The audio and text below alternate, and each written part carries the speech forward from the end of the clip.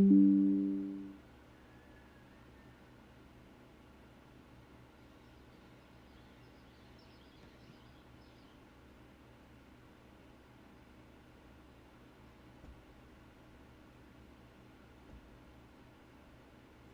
fire burning red in a Georgia representing for Kams audio.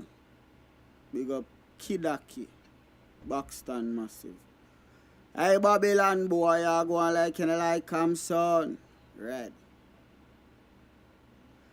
Kams audio son. You burn this swine when no want you shine. The tree of life, them no want you climb, cause them heart no kind. Kams I say them heart no kind. Buxton massive. Kidaki. Read that. Oh, one more. Hold on, one more. Keep a fire burning red, Georgia representing for Kams audio son. Red. Never joke. Never joke. Never joke. Oh, money never, money never, money never, money never, money never, money. I know what you can even money. Money never, money never, money never, money never, money. You can keep, you can even money. When you've been a corrupt, in a bill tell me money. Now because your money done, you come with conniving money. When you had your pocket full, in a bill tell me money. Now because your money done, you hustle for tell me money. Yes, money never, money never, money, money never, money, money. Now know what you conniving money.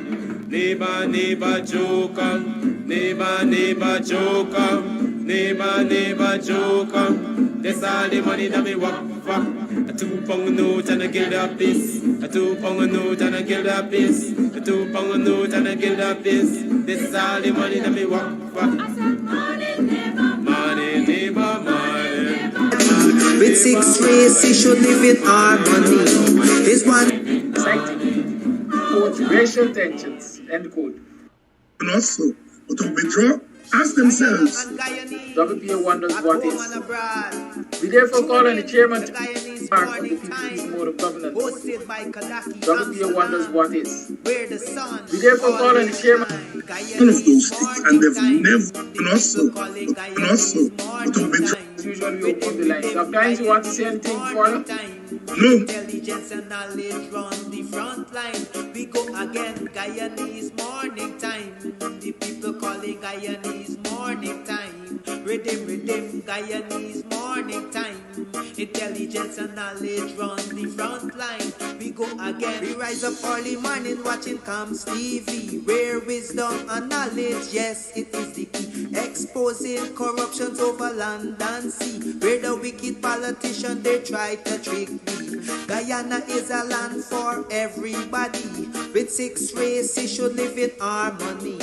Is one set of people getting aisle money. Is one set of people doing the thievery. Guyanese morning time. The people calling Guyanese morning time. Rhythm, Guyanese morning time. Intelligence and knowledge run the front line. We go again, Guyanese morning time. The people calling Guyanese morning time. Rhythm, Guyanese morning time. Intelligence and knowledge run the front line. We go again. This is a program that you all can see. Sharing your views and your integrity. Like it, comment and share it all around. Pass it to your neighbor, safe and sound. A sad situation going on in this town. The voice of the people is getting trampled down. Out of the mouths of babes and sucklings, with Jah as ordained me to sing. I sing Guyanese morning time. The people calling Guyanese morning time. Rhythm, Guyanese morning time. Intelligence and knowledge run the front line. We go again, Guyanese morning time. The people calling Guyanese morning time. Rhythm, Guyanese morning time. Intelligence and knowledge run the front line. We go again, fooling the people. You're promoting evil. Stop lying to the people. You are a part of the cycle.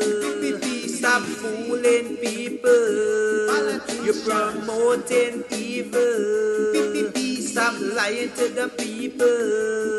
You are a part of the cycle. I say, Guyanese morning time. The people calling Guyanese morning time. Rhythm, Guyanese morning time. Intelligence and knowledge run the front line. We go again, Guyanese morning time. The people calling Guyanese morning time. Rhythm, Guyanese morning time. Intelligence and knowledge run the front line. We go again. They got Breakford, Bork and Mark Benchcop.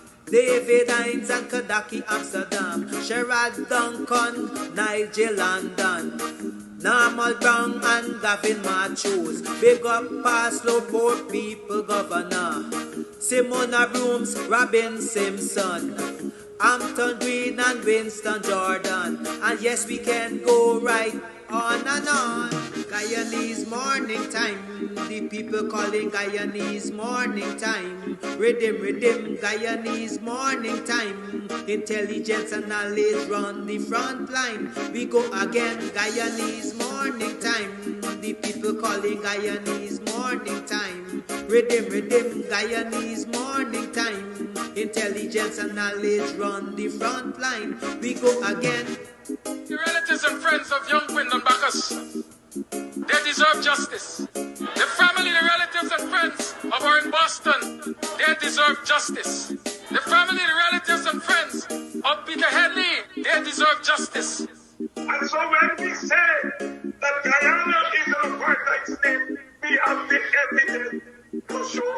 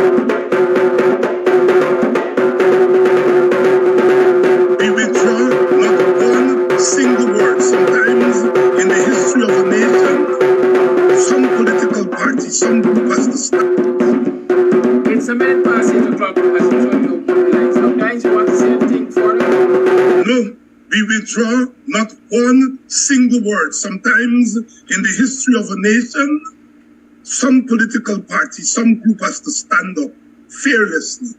We withdraw not one single, and those who are calling on us to withdraw, ask themselves if the PPP has ever withdrawn anything that it has said or done. The PPP has never killed any person. We have never demolished people's homes. The PPP has done all of those things, and they've never apologized. In fact, the president says, I bulldoze those houses as mock-up because I don't want to be weak. Well, our family, meet your meter. We withdraw not one single statement because we are not weak. You may be weak and want to look strong. But you hear this from me this morning. The WPA is not weak. And we are not withdrawing one damn sentence, not one damn word. The rest of Guyana and all can come down and condemn us. We are not withdrawing one word. The battle is now joined. Call it live, good morning. Good morning, brothers. What a weekend. Pressure bus pipe.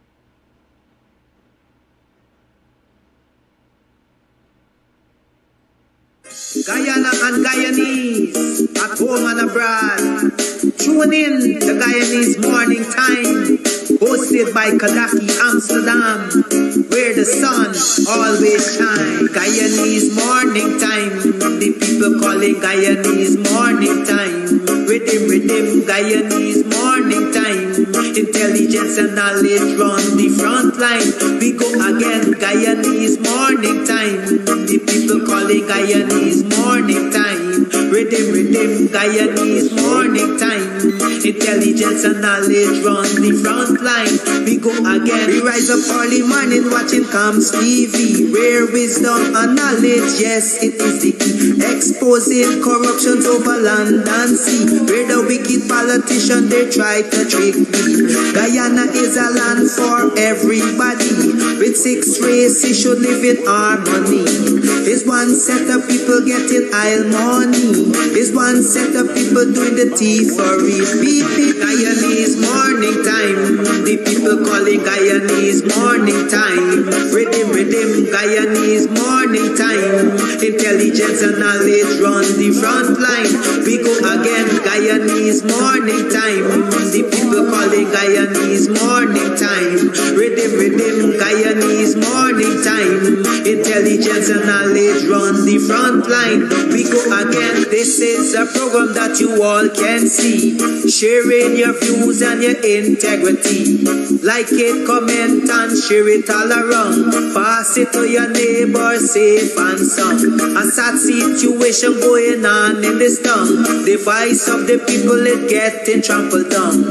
Out of the mouths of babes and sucklings, which has ordained me to sing. I sing Guyanese Morning Time. The people calling Guyanese Morning Time. Rhythm, Guyanese Morning Time. Intelligence and knowledge run the front line. We go again, Guyanese Morning Time. The people calling Guyanese Morning Time. Rhythm, Guyanese Morning Time. Intelligence and knowledge run the front line. We go again, fooling the people. You're promoting evil. Stop lying to the people. You are a part of the cycle. Stop fooling people. You're promoting evil. Stop lying to the people.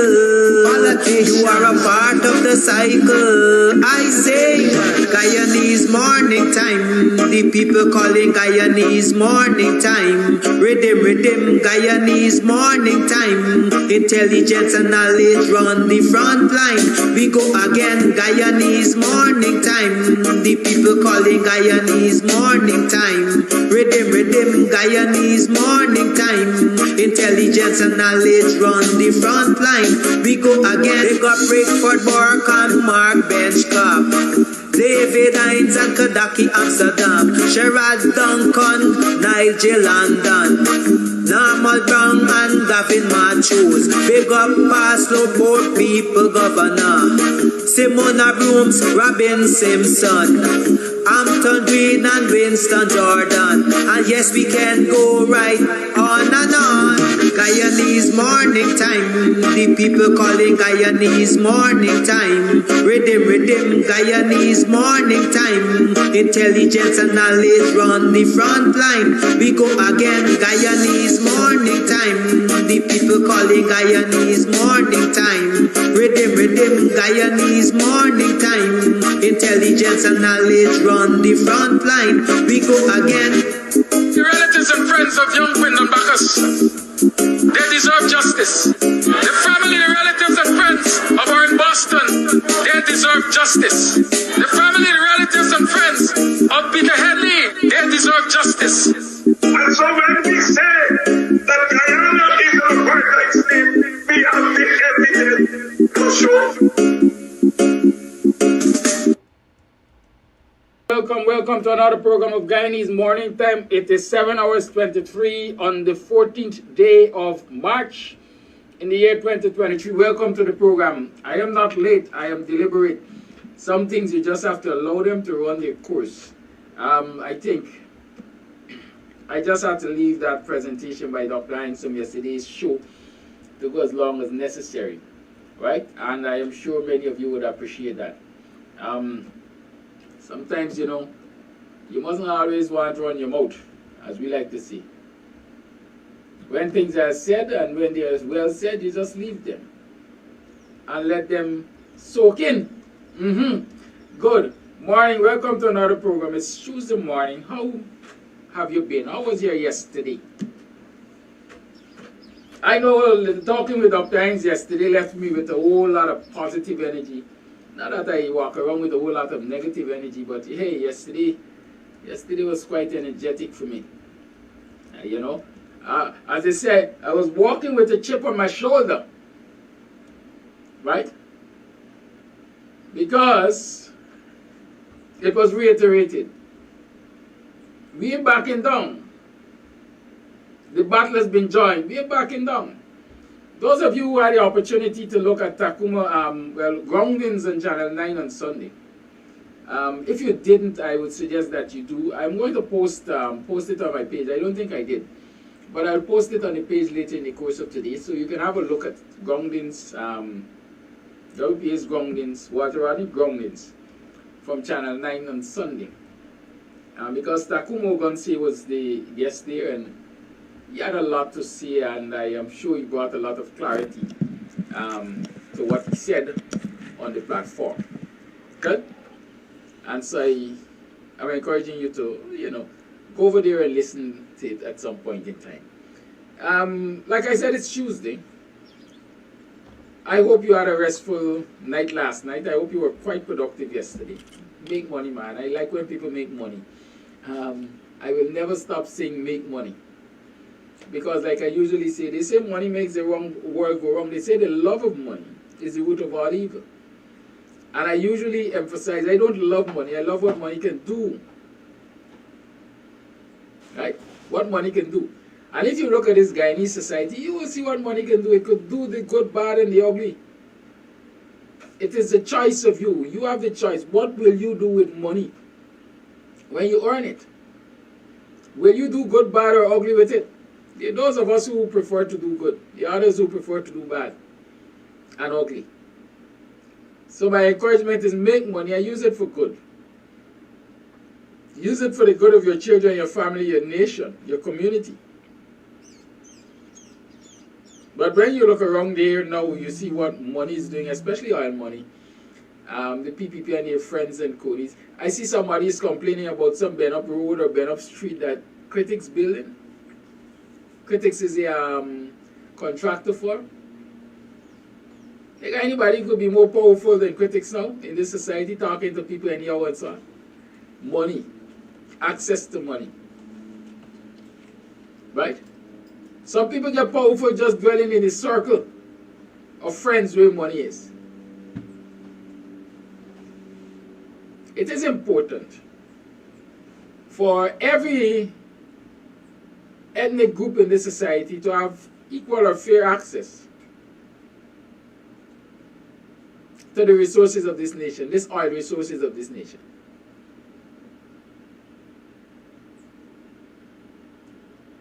That will be a contributory factor to leveling the playing field.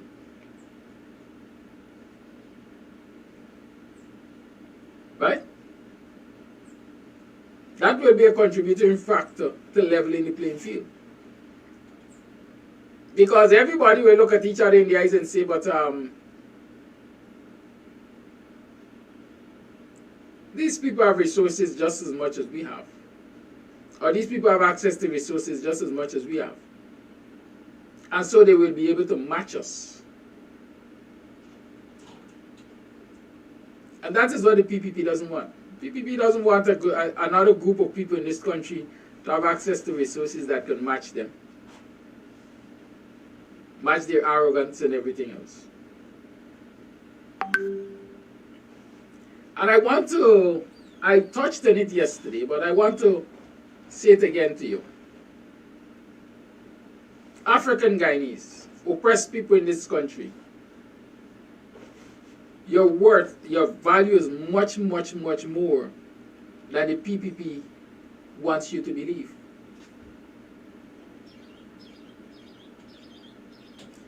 When the men on a mission or the men on monkey business come into your community to bring you $3,000 and a box of cocoa, chase them out. Chase them out. Don't even spare them a minute.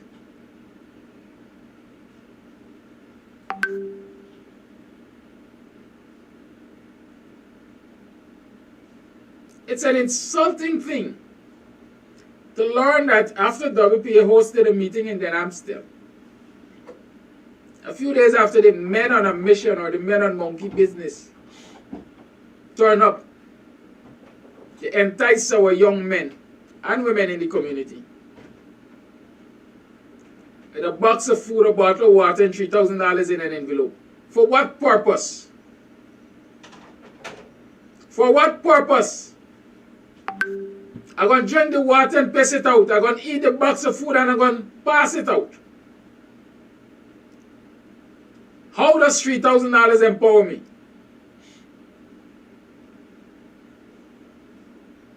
Y'all talk to me. How does $3,000 empower me? We got to do better as a people. Right? We have to do better as a people. We got to stop getting this mentality about free money. Hey, it's free money. It's free food.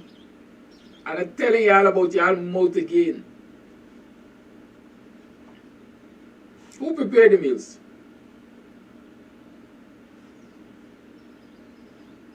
Who prepared the meals? Under what conditions were they prepared? How many prayers were said over them? How many demonic spirits they were offered up to? Yeah, I have to get like that because y'all don't understand, you know. Somebody is at my gate that I have to attend to. Y'all give me a minute. It's important. It's a visitor from the diaspora, I was told. But think on that. I'll return to you shortly.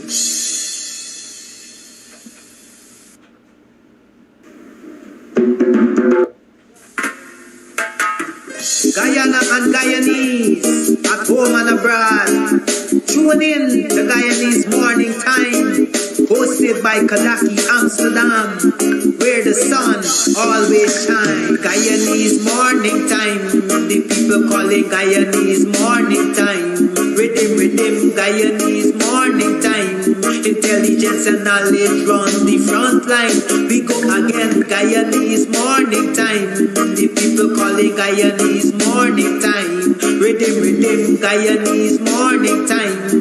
Intelligence and knowledge run the front line. We go again. We rise up early morning watching Kams TV. Rare wisdom and knowledge, yes, it is the key. Exposing corruptions over land and sea. Where the wicked politicians, they try to trick me. Guyana is a land for everybody. With 6 races should live in harmony. It's one set of people getting aisle money. It's one set of people doing the thievery. Guyanese morning time. The people calling Guyanese morning time. Rhythm, Guyanese morning time. Intelligence and knowledge run the front line. We go again, Guyanese morning time. The people calling Guyanese morning time. Rhythm, Guyanese morning time. Intelligence and knowledge run the front line. We go again. This is a program that you all can see. Sharing your views and your in. Yes, young man again. So I'm back here. And I was asking a question. Good morning. I was wondering what's happening with you. I don't see you in my room.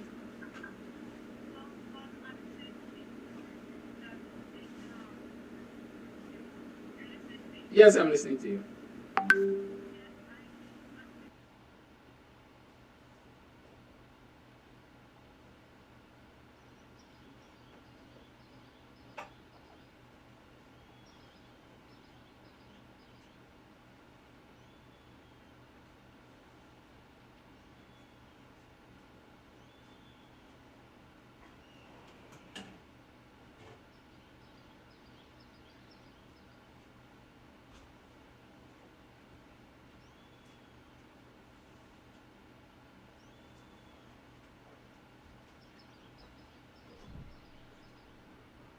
What I say, nyami, the old people say what sweeter goat mouth does better eat backside. Right? And one must assume, because this is warfare, people believe that warfare is just physical. Warfare is spiritual too. And sometimes we laugh when some of our viewers call in and say, the PPP got Guyana under spell. But who is to say it is not so?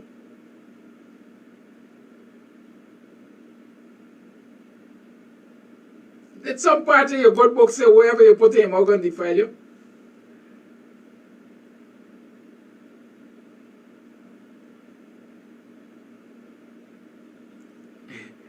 I got the places that I go that you can't make I eat.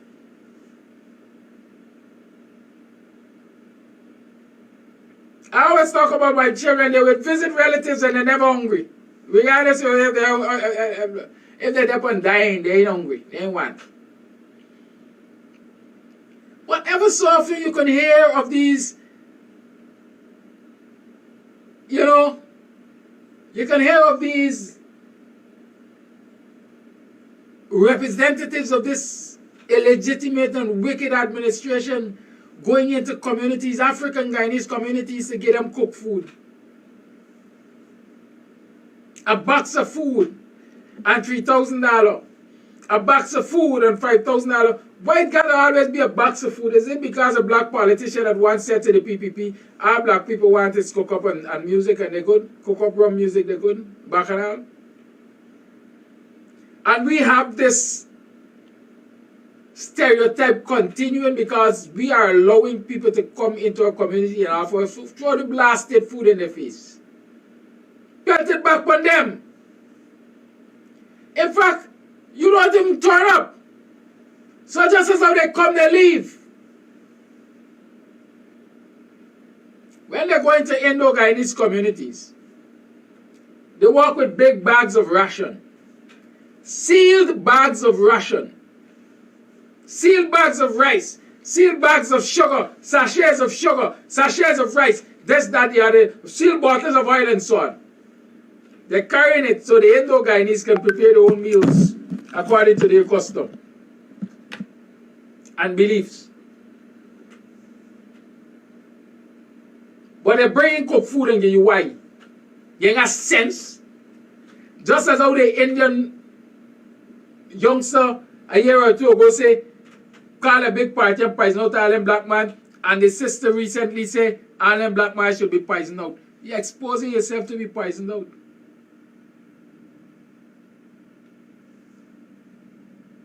And we gotta be aware. We can't continue to go on with this nonsense. Our young men around the community gotta stop this nonsense, young men and women, and believe that there's a free meal. There's nothing like a free meal. They ain't got no free meal. And the faster we come to that realization, the better off we will be, because we will be more alert. We will recognize what is an insult is against what is an opportunity for upward mobility. Why some people can get bags of ration of sealed goods and so on, and hundreds of thousands of dollars, and you're going to accept a box of food. One box of food. And $3,000 with a bottle of water. Where's your lightation?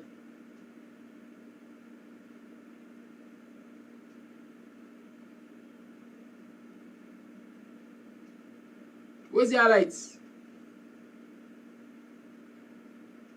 We have to be more aware, and we got to talk frankly to our children and our brothers and sisters. Right? We got to do that.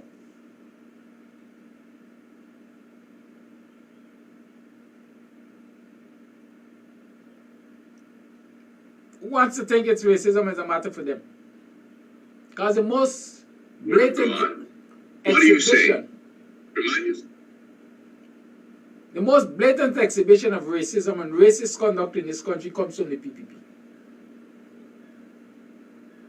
It's racist to go into black communities and take a box of food.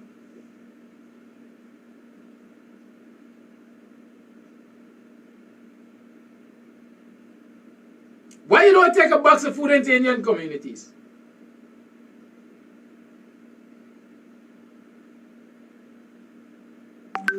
Get woke and stay woke, people.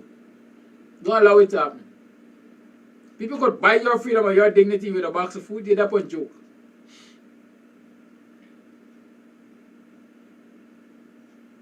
It is the same approach that they have to the people at Providence and Peters Hall. Over at Peters Hall, let me go to Providence first. Over at Providence, they indicated to the predominantly Indo-Guyanese community that the bridge is going to land in that area and they got to move. And the people told them blatantly, we're not moving. We are not moving. We have title and transports with these lands. We're not moving. We've been here since Noah was a boy. We're not moving. And you know what? They didn't fight them. They didn't force them. They didn't cajole them into moving. Because they're predominantly Indo-Guyanese. They look like them.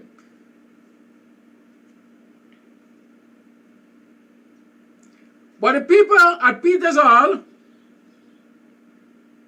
just about 20 feet apart from Providence, were told the same thing. But they weren't given the opportunity to say we're moving. They were told that if you don't move, we're going to move you.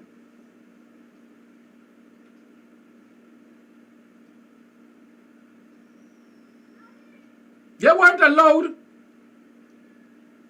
to negotiate the value of the homes. According to documents I've seen, the government department, valuation department, value their homes. I told them what they will get for it.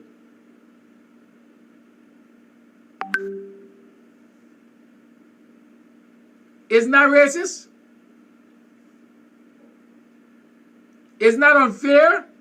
One set of people get to call the shots and the others can't? Why? All of them living on the riverfront. All of them got riverfront property. All of them property value big money. Because they will fall in the vicinity of a major thoroughfare now. But only some got to move. Only some got the option to say, we ain't going nowhere.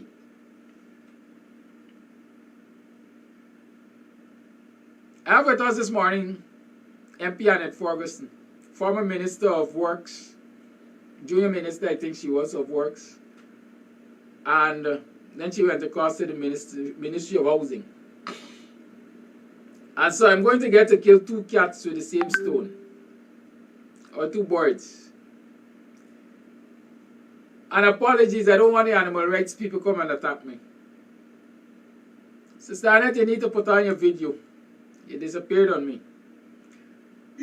Right? No, I'm right here. Good. So I'll get to talk with her about the bridge. And then we're going to talk about them little houses that are giving low-income people, poor people, as we like say. Morning, Annette. Welcome to the program. How you doing? Good morning, Kadaki. I am well, thanks, and I trust the same is for you. And just before we commence our discussion on matters of importance, allow me the opportunity to extend a pleasant morning to your listeners and viewers across the social media platform. That's one. And since this is my first appearance for the year 2023, though we are in the third month of the new year, allow me the opportunity to extend best wishes for a productive 2023 to your viewers and listeners. And thirdly, I want to thank you very much for allowing me your space to come and share with your listeners and viewers. That's the only way, people will get to be informed, will also be educated on matters and issues affecting the ordinary people here in Guyana.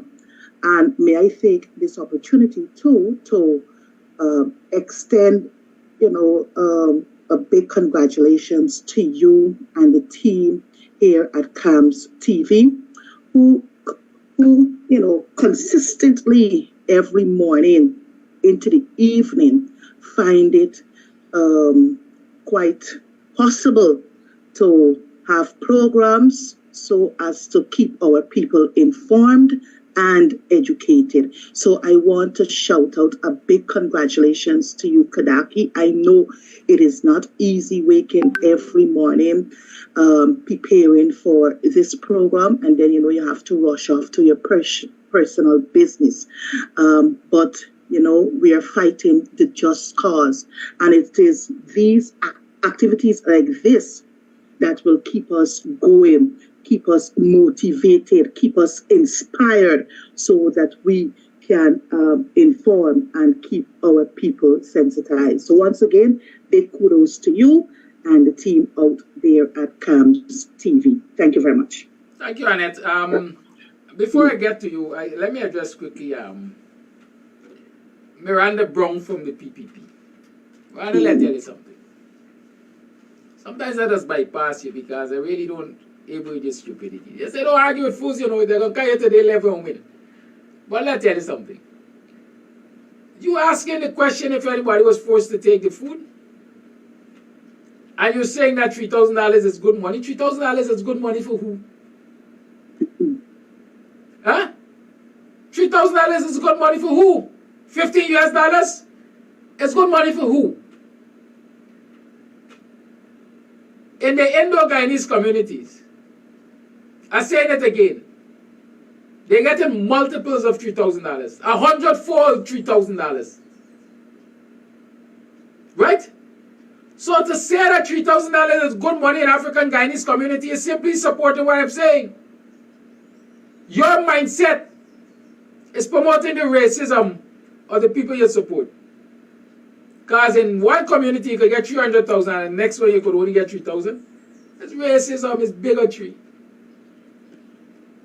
Were they forced to take the food? I can justify, yeah, they were forced to take the food. Because hungry mouth don't have pride. And if you're starving a community from resources, the possibility is its people will be starved. And so when they see the opportunity to eat your dirty food, they're going to take it anyhow. So you put them in the situation, your government put them in a situation where they're forced to accept these pittances because they see it as the only way out. I am saying to them, it doesn't have to be the only way out. Right? I am saying it doesn't have to be the only way out. They got other ways out. I come over and say recommend one. Annette, I don't want you to associate with any of my bad behavior. I just behave bad. Let's talk about this Peters Hall matter. Recently, we're seeing a lot of furore over Peters Hall.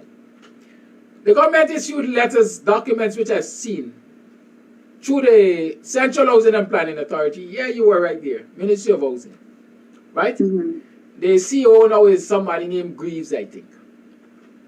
I've seen those letters which said to the residents, listen,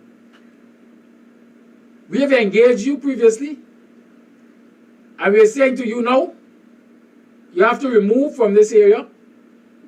We are going to pay you, I see value of $20 million for one home. You will get $20 million for your home.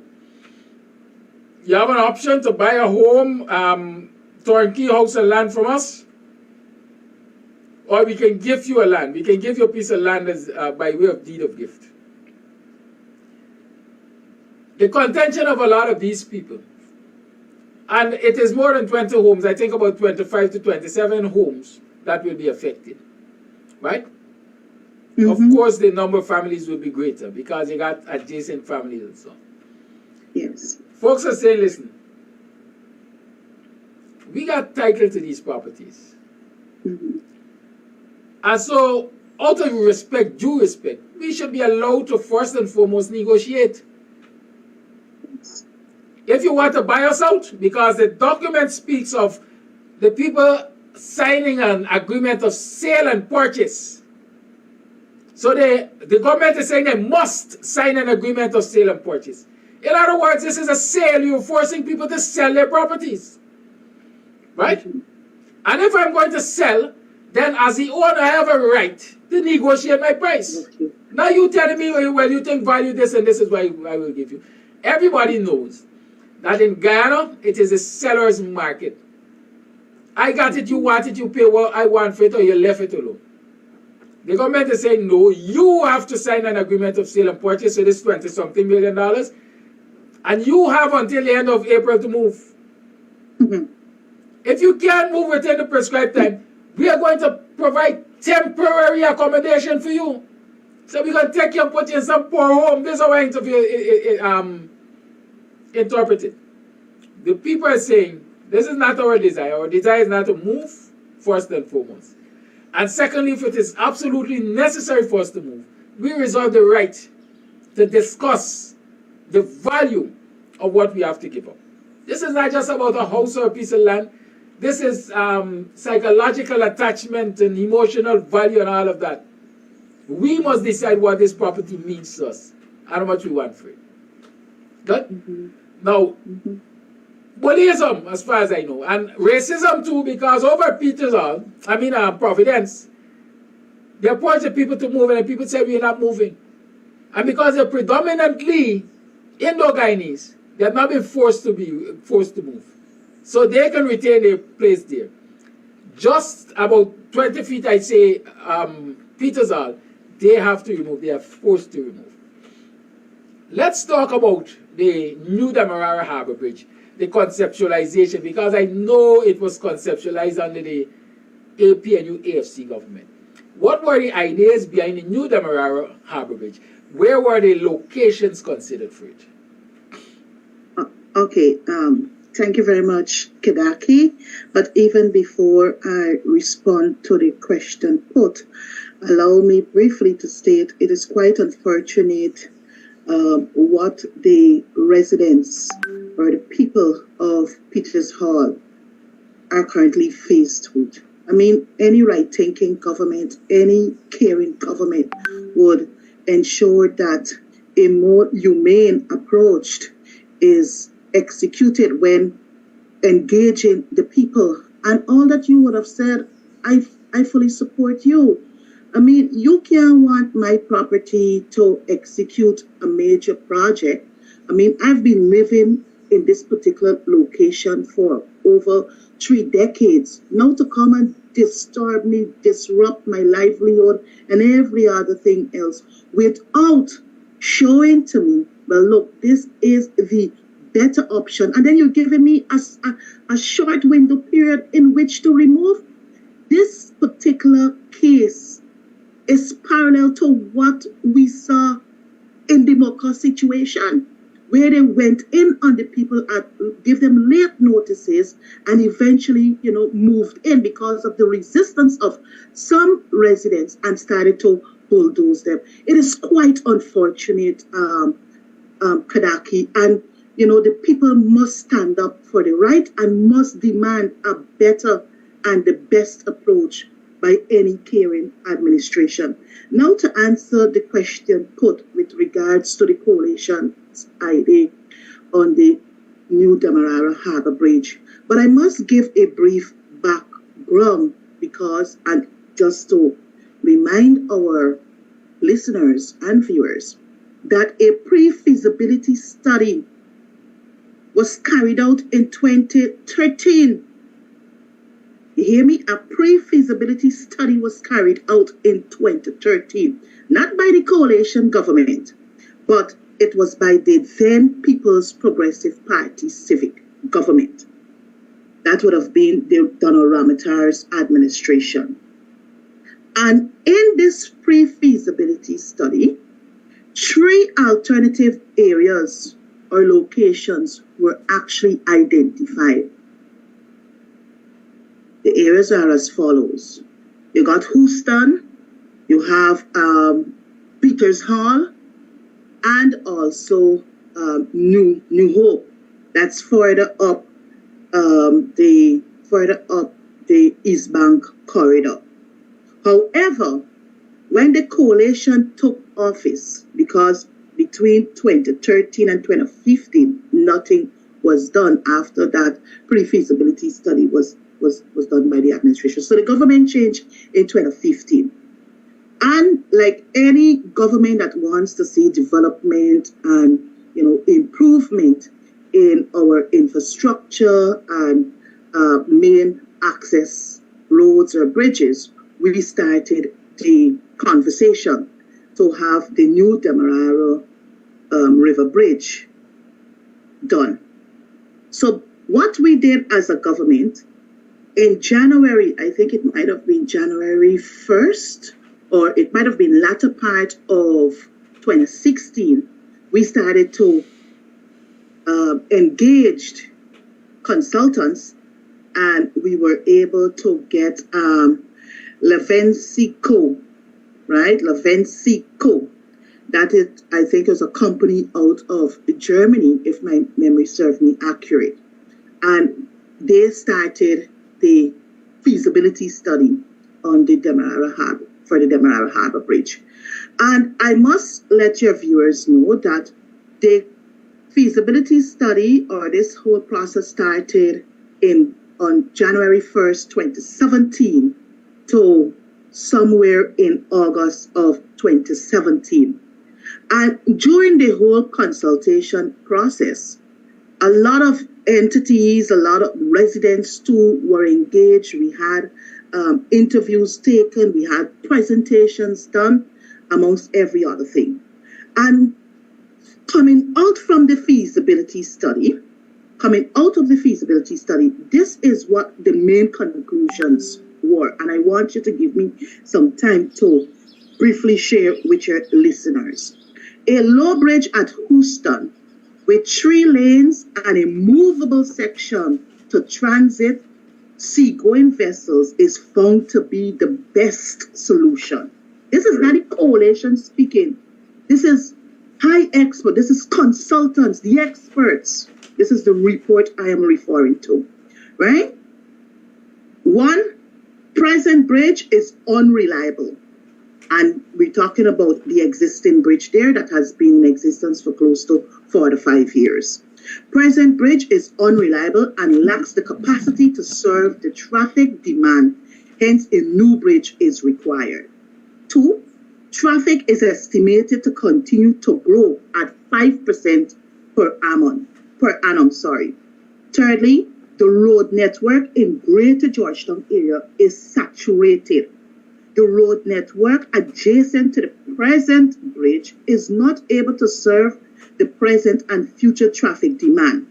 New linking roads are required to fully use the new bridge capacity. And if I may be allowed here, I recall while this particular report was being finalized, the then government through the Ministry of Public Infrastructure, yes, we were looking at alternative areas to have new road networks constructed. But you wouldn't find that detailed in this report because a separate study was done in that regard, right? The best location, you hear me? The best location is at Houston, Versailles. This is the consultant's report, Kadaki, I'm reading. This is the finding of the consultants after conducting their assessment and feasibility study and so forth. So the best location is at Houston, Versailles. Third, another point to note, a 3-lane bridge with an opening section to allow river traffic to pass is the best configuration. Investment costs, traffic demand, economic impact, urban development aspects, environmental impacts, and financial feasibility have all been considered in the equation to arrive at the above choice of location and configuration. So, my brother, this is not the coalition report, but this is the report coming out from the consultants, the experts. And this is in the report, you will also find recommended bridge location. So under this finding, this is what the consultants report is saying. The Houston Versailles location is the recommended location for the following reasons. One, Kadaki, the highest socio-economic cost benefit, that is, the highest benefits for invested monies. Secondly, much lower urban and environmental impacts than other locations. So, Kadaki, as I said before, the consultants also looked at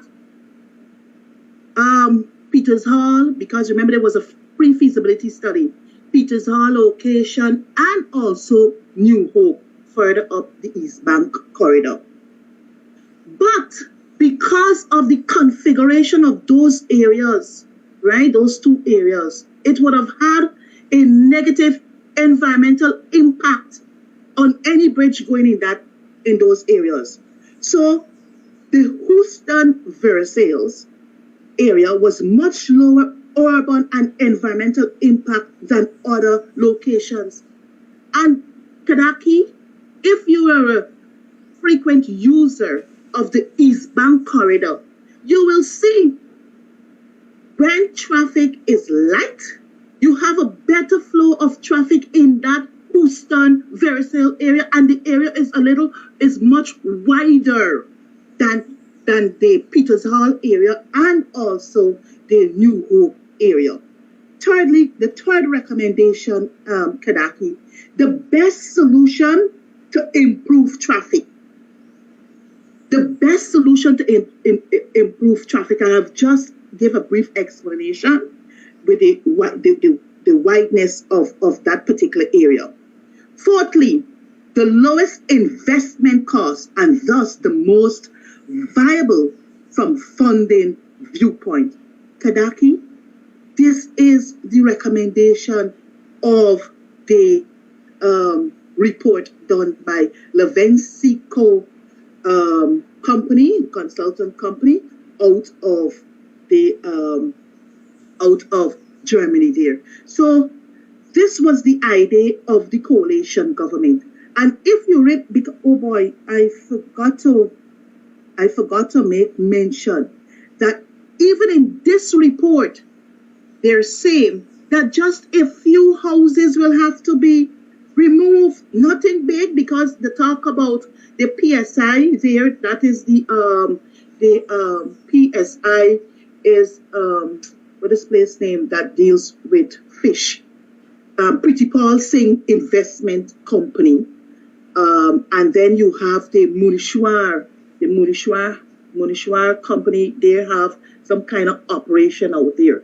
So, you know, and I think in that area, you have a few houses, nothing much. And I think the coalition government, we had started to engage all stakeholders, whether private residents, whether commercial business operators. We were able to engage. We had consultation. We invited them. I recall we had a series of consultation at the Cara Lodge Inn. I think even at the Savannah Suite there at the Pegasus Hotel. So we did a whole lot of work to bring awareness and also to engage stakeholders on what the coalition was going to do with regards to the construction of this new Demerara Harbour Bridge. So I will pause here for now, Kadaki. Thank you for pausing right here for now, because something I want to point out importantly with this this location business. The lowest socio-economic impact. Right? The lowest socio-economic impact. It would cause less social disturbances. Former Minister Ferguson says, small number of people to be removed. Small number of people to be removed. But let me say this again, and let me show you where this is Friends and Conies running the show. Because Pretty Passing Investment, it is alleged, it has always been alleged, is part owned. As a matter of fact, some argue is majority owned by Bar Jagdu. It is alleged. Notice say it is alleged. Me, you know, I ain't got the details. Right? Pretty Passing Investments is where those people suffered from gas inhalation the other day and had to be rushed to the hospital and all of that. It is where those people, where Sharon and I went and did a live report on the bad treatment of workers and so on. It is a very company that people say when they call the Ministry of Labour to complain about, people hang up phones for them. You must understand the connection, and that is why I'm saying, I'm showing you the connection. How government departments treat with Pretty Passing Investments. Who it is alleged owns it or has a major part ownership in, and how they treat it. And so when it is recommended that, look, this is one of the companies that will be affected, along with another one or two, and I was told about 6 homes, that is too much for the PPP to do, because it is going to affect them and their friends and cronies.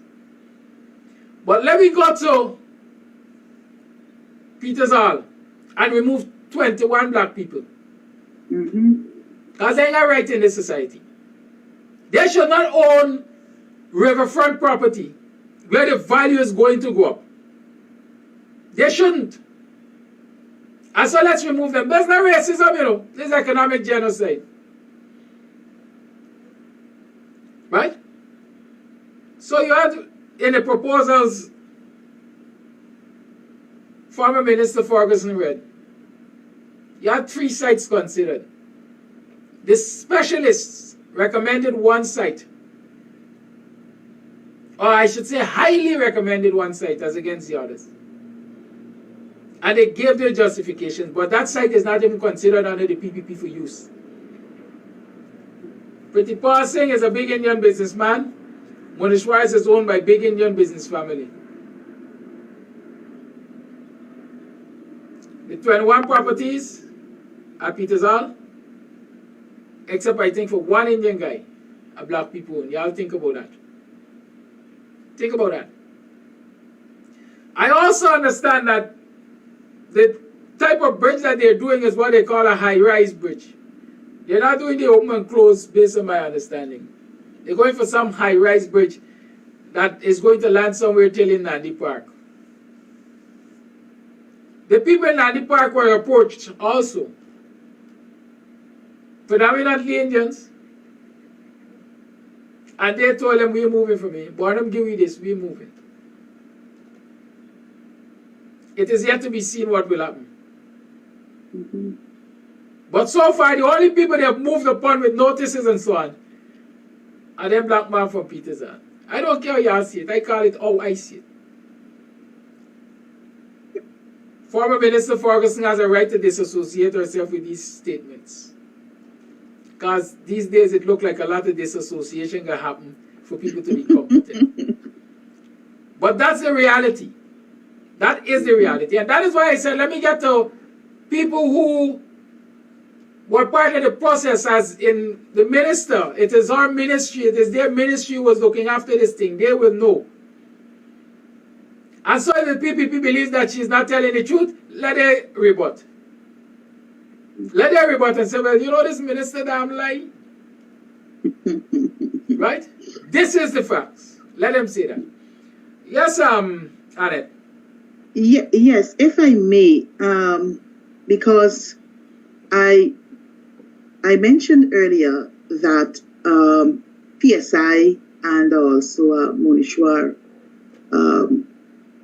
were also engaged. But this is what the report is saying here. And if I may quote from the report, some issues to be resolved, Kadaki, are the resettlement of some houses and efforts to minimize the impact to the Monishwar terminal as well as to the PSI fishing terminal adjacent to the bridge.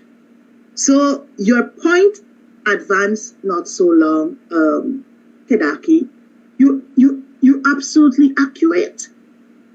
Because we see the reason why the government's interest is wholly and solely to focus its attention on the Peters Hall area and not much on the Houston Versailles area because of, personal, probably some person's personal interest, or because of, the owners of these massive businesses are favorites and friends of the governing regime. So Kadaki, I am feeling for those residents in Peters Hall. And I will say this again, Kadaki. I served as a minister in the Ministry of Public Infrastructure, and I also served in the Ministry of Communities with responsibility for housing. And I always like to emphasize my point when it comes to housing, that I only served there for a short period of time, less than a year. But whilst serving at housing, I know for a fact that we hadn't issued letters to affected residents and give them timelines in which to move. That wasn't on the card at housing during the coalition time.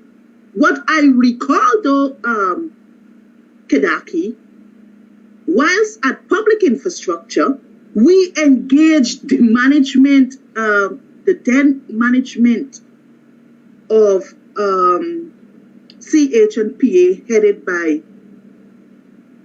Mr. Lieutenant Colonel retired Leland Saul and his team, where we were able to show them what will be happening on the East Bank corridor to facilitate the new Demerara Harbor Bridge at the Houston Versailles area. And I also recall us presenting to them our blueprint for the roads running, I think somewhere in the Houston area where the new Mandela Eccles Road is, because that too was our vision to advance and to improve the landscape where infrastructure is concerned in this country. So, Kadaki, as I started, I will say again, it is quite unfortunate what this regime is doing to the people in Peters Hall. When I listen to Sherrod's, because I'm also, as an opposition member, I'm also shadowing housing and water.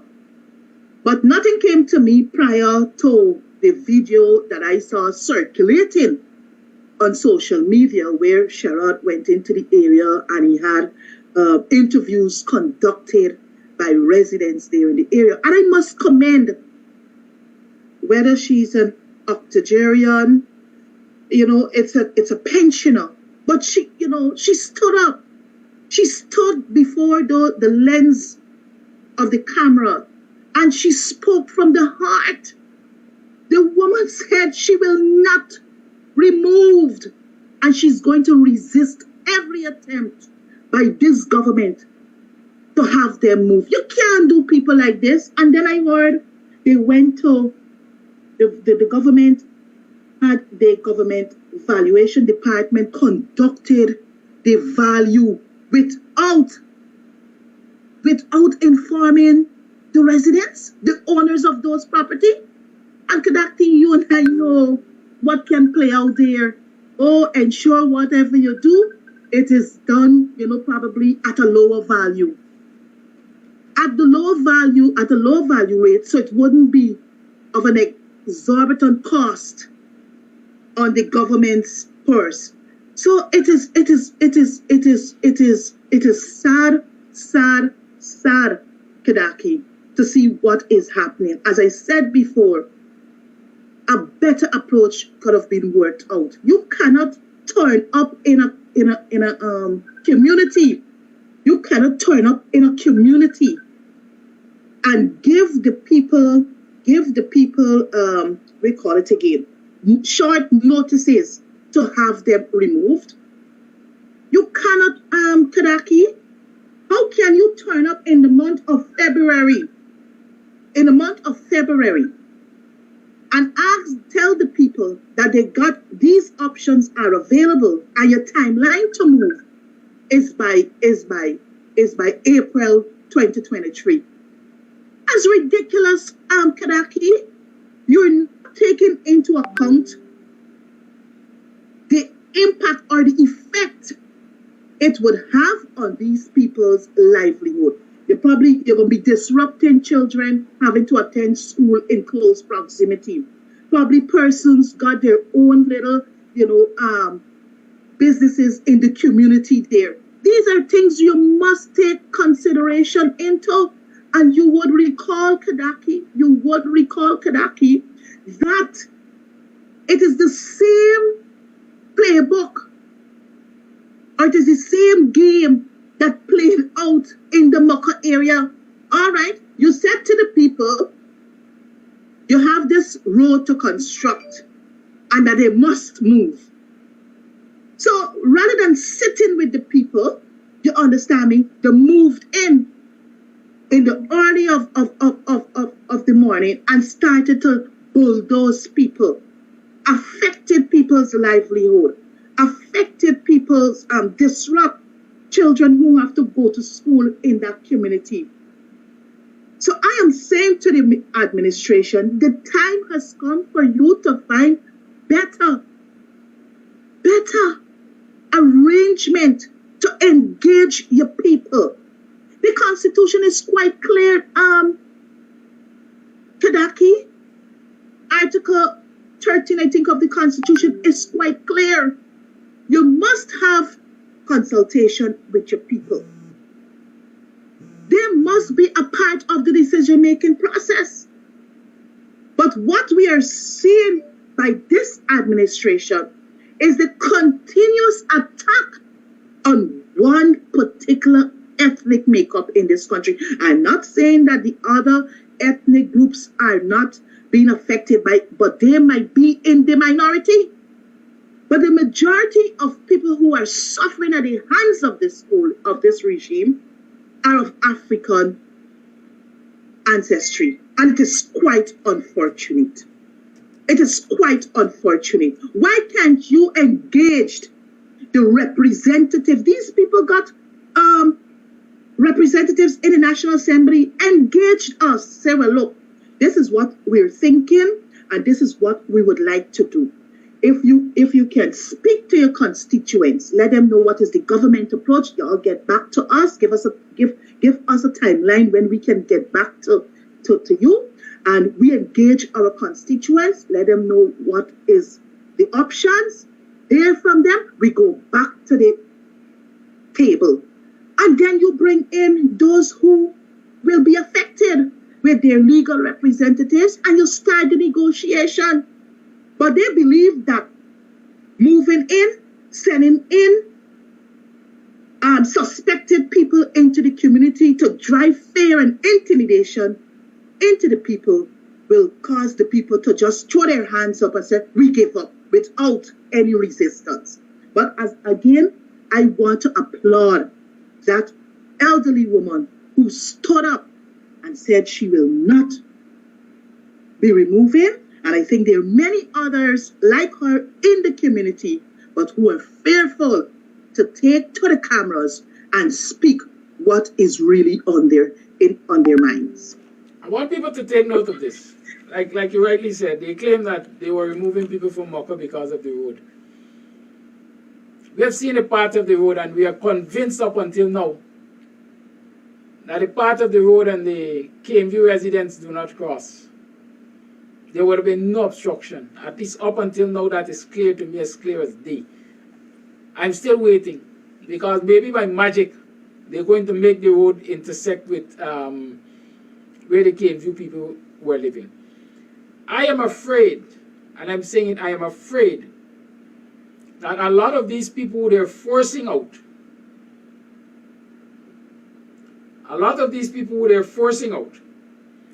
of Peter's Hall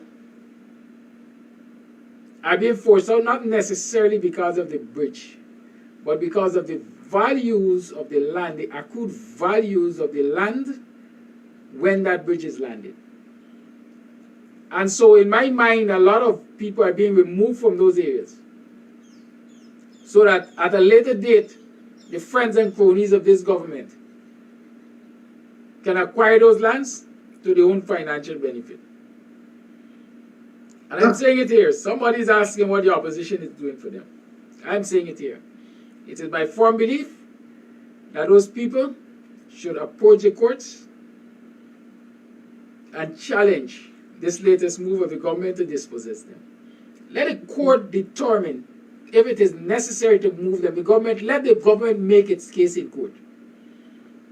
Because once the case is made in court, then the government will have to adhere to the ruling of the court. Well, this land is going to be acquired for this particular use. Anything else is going to be against the ruling of the court and can be challenged again. And that is what I'm advising the people of Peter's Hall. And as a matter of fact, anywhere across this country that the government is attempting to take away your lands by telling about eminent domain, people should approach the courts and let the courts make that final determination. While the opposition, sorry MP, just now, while the opposition representatives can speak with these people, can engage them, at the end of the day, the willpower has to be with those people. I know a lot of them are fearful. A lot of them don't even want to show their face on a camera if you're going to do a video to highlight their plight. A lot of them don't even want to sit in a meeting which is going to address their issues. But it is not that they don't want resolution, but they are afraid of the vindictiveness of this administration. Kudos to the few who are brave enough, like the pensioner that mentions. Right? Kudos to those. Because one single person with the willpower can make a difference. Yes, MP?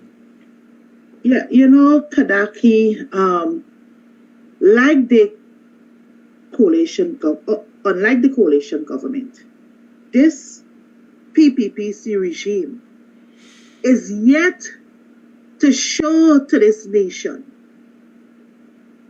what their feasibility study is, what would have caused them not to utilize the study done in 2017 by the German company. And why move now? The German company for Buxton Versailles. And why moving to Peters Hall now? Where is the feasibility study? This regime is in a haste, Kedaki, to do everything one time, because apparently they probably realize that come 2025, they don't have a ticket to the chance of regaining power. Feasibility study, everything they're doing at one time. So if the government, the PPP that is, had used the approach, even if you don't want to utilize, all right, so you don't want to use the Versailles. Hey, Babylon boy, you going like you know, like Kams son. Red. Kams audio son. You burn this wine when I want you shine. The tree of life, them I want you climb, cause them heart no kind. Kams, I say them heart no kind. Buxton massive. Kidaki. Read that.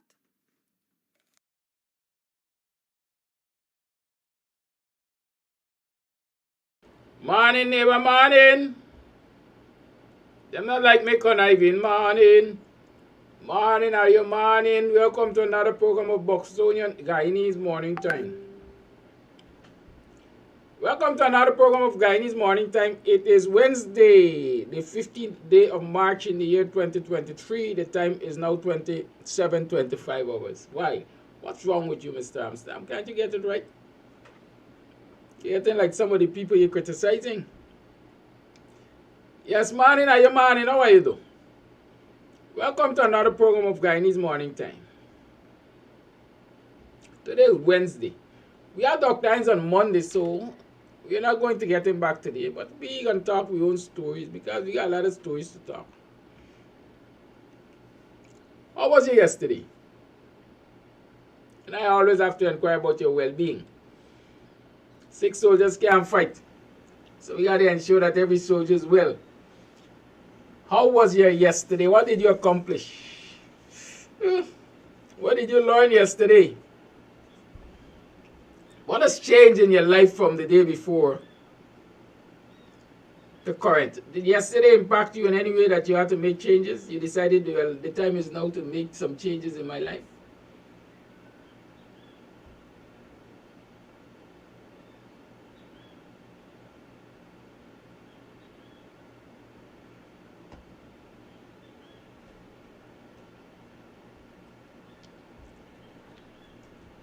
Answer me.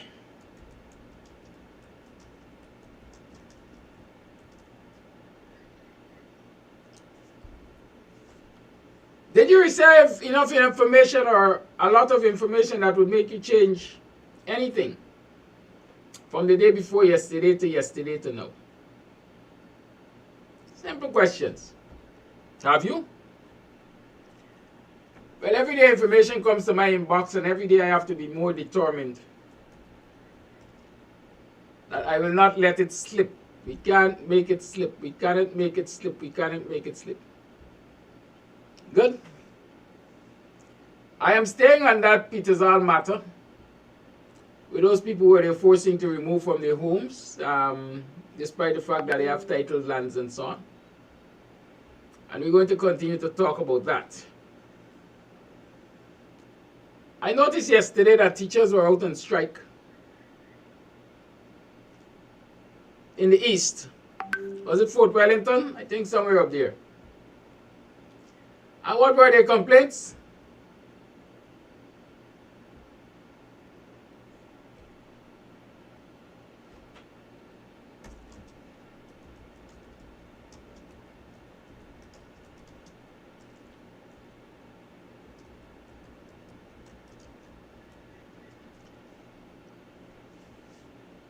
Security in school. That's a complaint.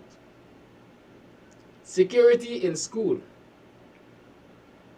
Another incident of parents assaulting teachers in school. So when is that parents, it's community, where is that community, it's students attacking teachers in school. I'm happy that Mark Light found some balls, albeit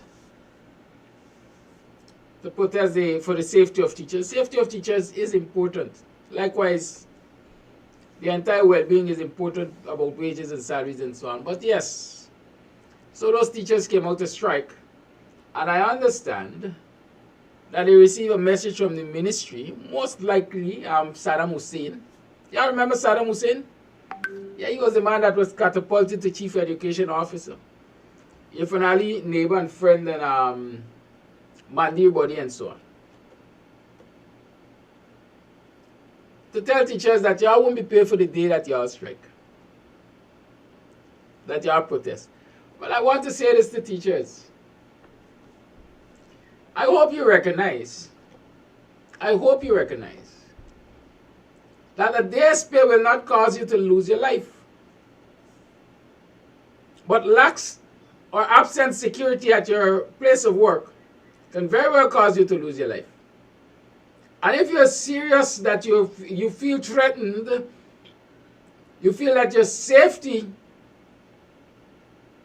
your life is endangered, then you might as well stay on the picket line. You might as well stay on the protest line. Don't, the PPP has brought us Guyanese to a place where we believe that if we lose a day pay or a week pay, we're going dead. We are not going to survive. Yeah, they got us living hand to mouth, day to day, paycheck within paycheck and so on. But sometimes we have to understand that we have to make that sacrifice for the greater good.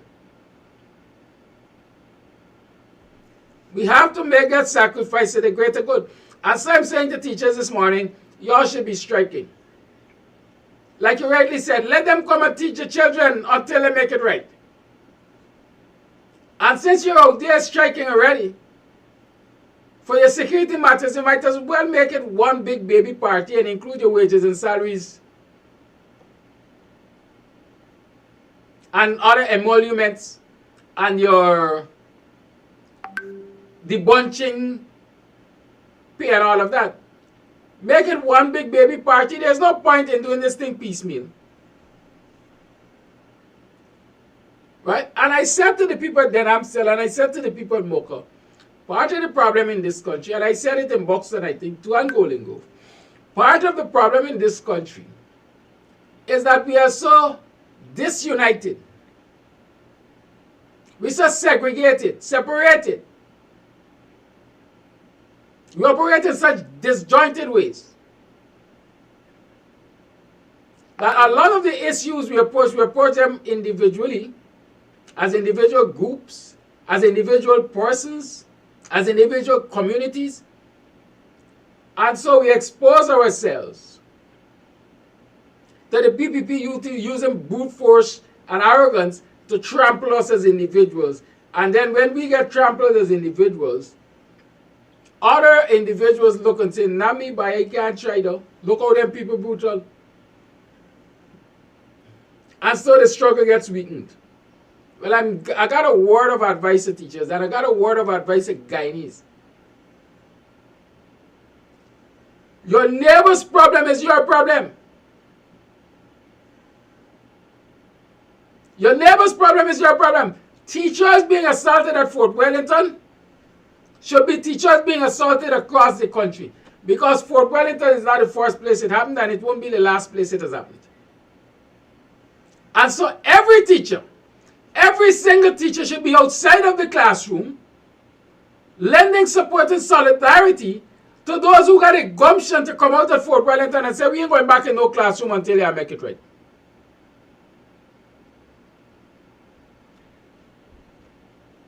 You understand what I'm saying?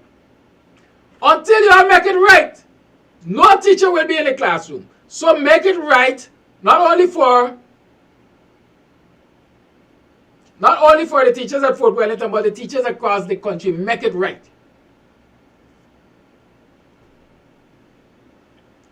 But so far, it's only teachers at Fort Wellington protesting. Where are the teachers from neighboring, and there's one particular school, I believe. Where are the teachers from the neighboring schools? Where are the teachers from across the country? Why has the Guyana Teachers Union not called out all other teachers in solidarity with those at Fort Wellington? Coretta McDonald, I calling your name as General Secretary. And don't tell me nothing about management and team and Mark Light and so on. You're General Secretary.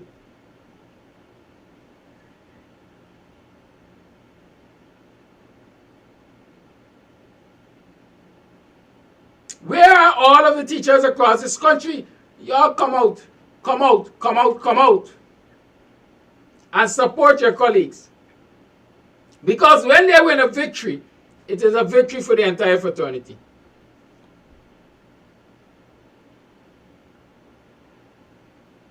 And since teachers are public servants, while the teachers are out there calling for better conditions of work and they're debunching and proper security at work and so on, other public servants need to join them because other public servants are faced with similar issues. Other public servants are faced with similar issues. And so we have to stop seeing this thing as them teachers' problem. Teachers seeing the thing as them teachers at Fort Wellington problem. Public servants, nurses seeing the thing as them teachers' problem. We have to do better than that. What affects one group of us affects every single one of us. You want me to break it down for you? When the teachers are not teaching, your children are losing. When the term comes to an end and the teachers have refused to teach so many hours short, your children have been robbed of an education. Even if they get promoted, they will get promoted with lack of knowledge. And a breakdown will start. And then you spend your hard-earned money for CXC examinations and you did not get the desired results. And then you blame who? The teachers. And some of y'all just want to kill the child. But how supportive have you been to make the teachers comfortable so that they can deliver comfortably to your children? How? Come on, man. WPA said this is the time for civil disobedience. Join the fight with the teachers. Be civilly disobedient. Join the fight with the teachers. Teachers, embrace your colleagues. Educators, embrace your colleagues. Public servants, embrace your colleagues. Justice for one must be justice for all.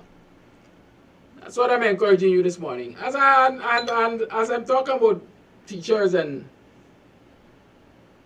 Ministry of Education and Wailag and Sitagal and so on. How many of you know that there is currently a survey being done in the school system to determine the ethnicity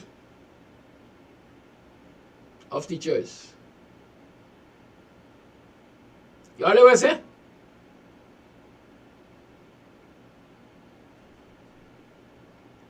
How many of you know that there's a current survey ongoing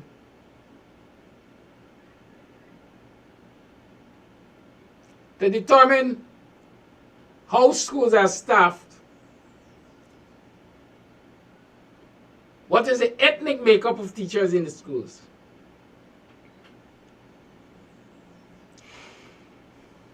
Has this ever been done? I don't know. I'm asking. Has this ever been done before?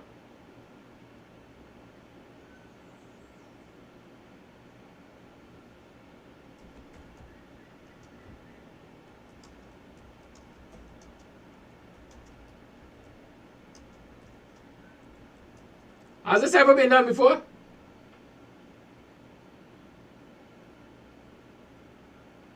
The ethnic build-up of teachers.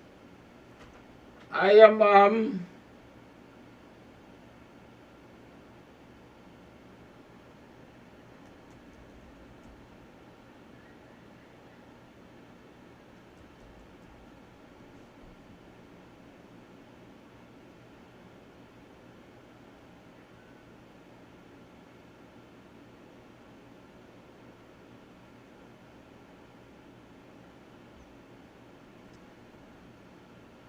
Hear the story.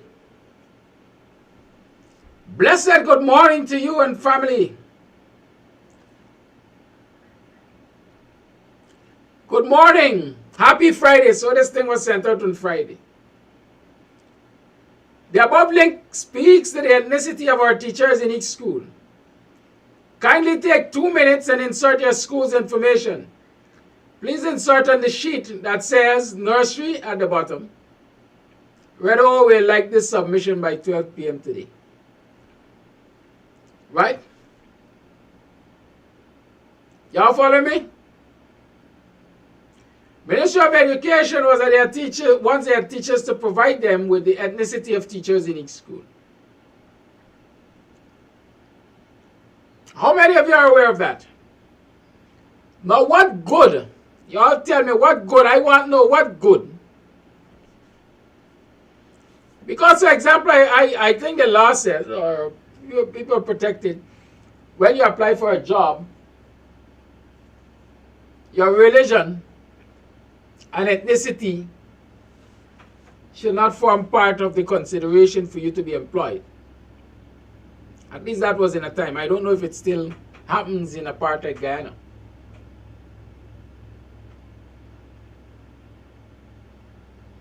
Right? And so for the government to be saying, listen, we want to know what's the ethnic makeup of every school. One has to ask, why? Is this constitutional?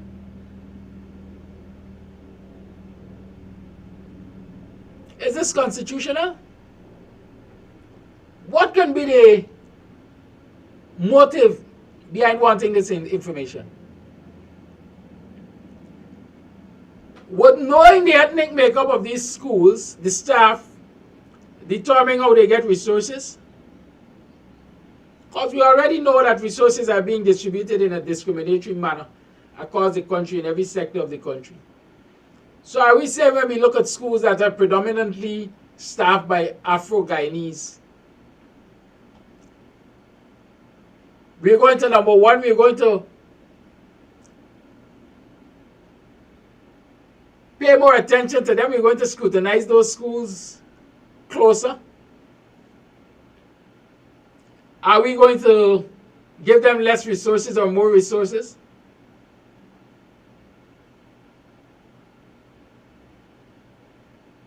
Are we going to try to balance the staff by sending more Indo-Guyanese teachers to those schools? And likewise, where there are more Indo-Guyanese dominated schools, we're going to send more Afro-Guyanese to them. What do you think the motive is?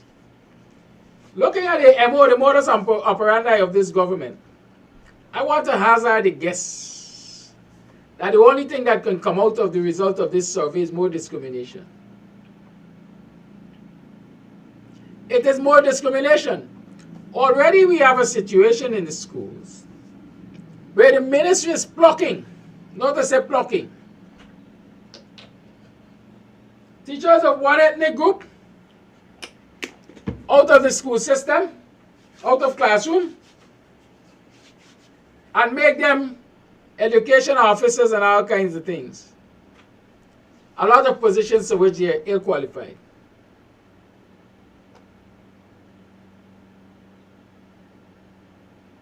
A lot of positions for which they are ill-qualified. People who could barely function in the classroom are now being placed in education departments to go and supervise people who were their colleagues not so long ago and who are better qualified than them and better experienced than them. But you got straight. For the most part, you got to look like the PPP leadership, or you got to be a PPP strongman. And they take you out of the classroom and they give you big positions. As salaries, which are better than those officers who have been in those positions even before these appointments have been made. Come on, man. Are we aware of these things? Teachers are aware of them. I know teachers are aware of them. I know the union is aware of them. But there's no big you and cry about it. Why? Because what, teachers are afraid of losing a day pay, or a week's pay, or a month's pay? In the past, I know when the union calls their members out to strike or to protest, one of the guarantees they give them is that you will be compensated for the days lost. If not full pay, half pay or quarter pay. Nowadays, it seems as though the Guyana Teachers Union can only collect, they can't pay out. They can only collect, they can't pay out. Because I know that there are teachers up until now who have participated in strike actions not so long ago. And the Teachers Union have not given them a blind cent yet. But I want to say to teachers, don't let that daunt you. Don't let Mark Light and the others with their voraciousness stop you from striking for your right. You strike. Because when you strike and you stand up for them, you will get what you rightly deserve. And in the long run, you will forget the loss of those days' pay. Because you will be in a better place. You see, there are many ways of choking a dog. And while Mark Light might not say to teachers, y'all don't strike. Because I don't want y'all strike. The government don't want y'all strike. So I back in the government.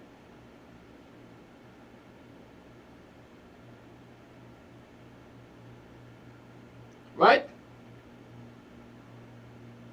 But he knows that you pay so much emphasis on getting back a day's pay that he's going to say to you, the union can't afford to give you back a day's pay. And so that in itself would be a disincentive to you striking. Don't let people use those tricks against you.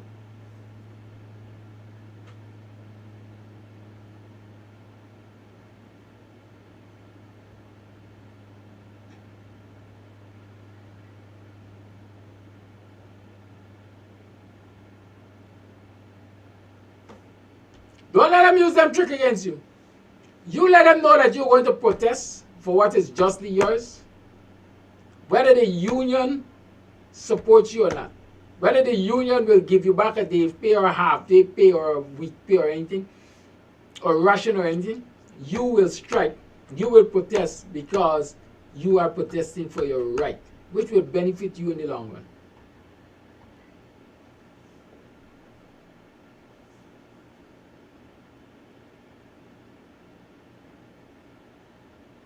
Understand that? Please and thanks. There's a lot that's happening in the education system right now that can be good for the children, for the nation's children. I know, for example, when they look into an Afro-Guyanese community and they see a particular school performing well because of the input of the head teacher,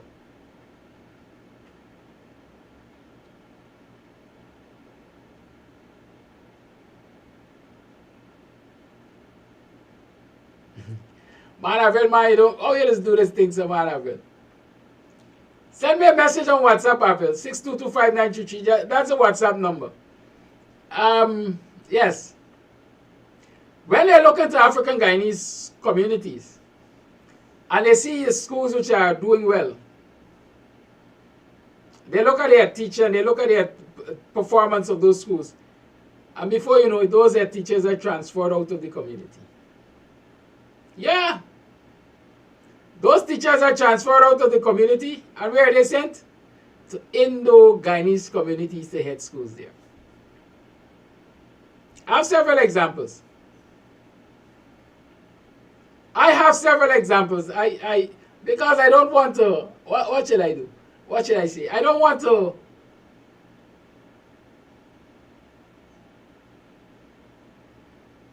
cast the focus, let me say, on these head teachers. I'm not going to call names.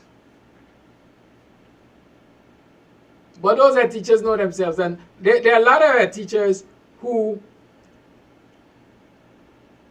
they not necessarily want to leave their communities. But as an employee of the government of Guyana, the Teaching Service Commission, I guess,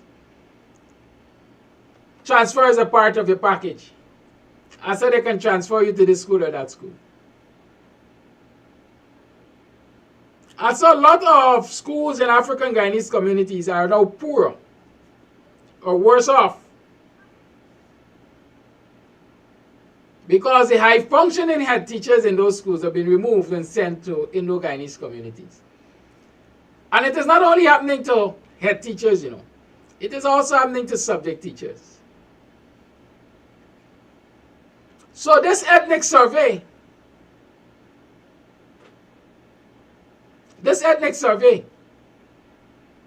might be all a part of the package of discrimination.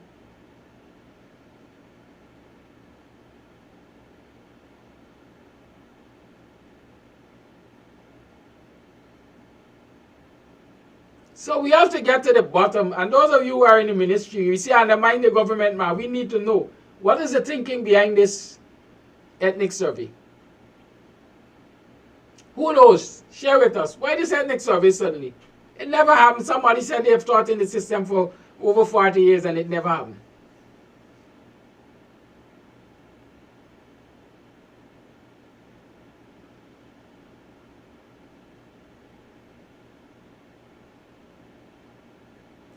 Is the media, for example, well, the mainstream media. I hear Dr. Hines got some new name for them. The Chronicle Mirror and the Starbuck Mirror and so on and so forth. Will any reporter, any journalist from these media houses develop the gumption to ask Sitara Gyal why this ethnic survey?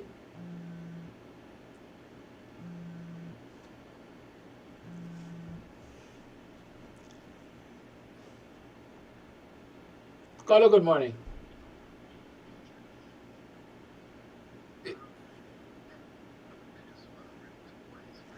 All right, let me put you on live. It's not the calling time yet, but let me put you on live. Call you live. Yeah, good morning. I just want to bring Guyanese to this. Two main issues. The PPP has no intention, none whatsoever, of coming out of power.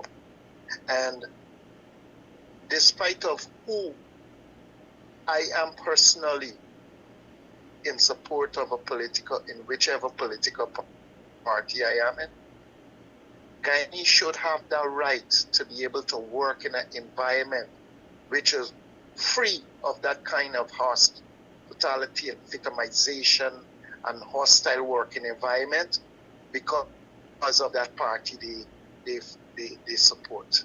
If you have the education and you applied for a job and that job you're qualified to do, I feel free. Don't matter with what race, what religion, you should be able to participate in that job. But what the PPP is doing, they're taking people who do not have the qualification and install into offices because they're on an agenda. And next issue, which I want to bring quick to the Guyanese, and Guyanese still sleeping on this.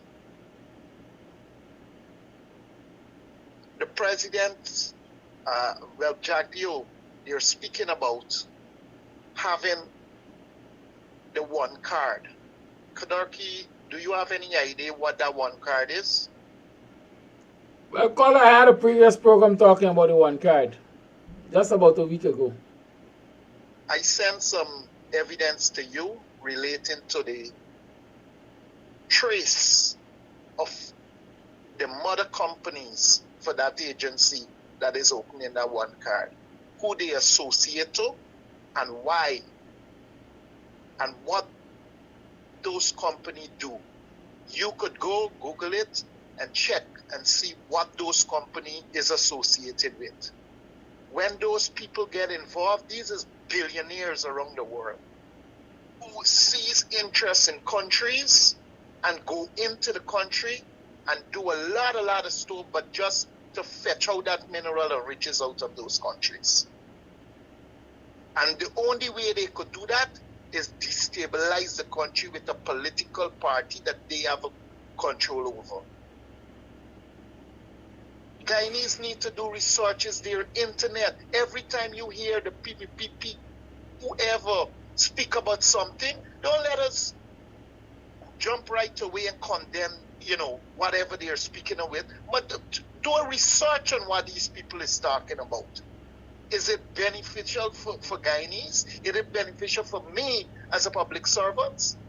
When you do this, then you fill yourself with information and you're able to attack the source from wherever it's coming from. Guyanese are sleeping. They're sleeping.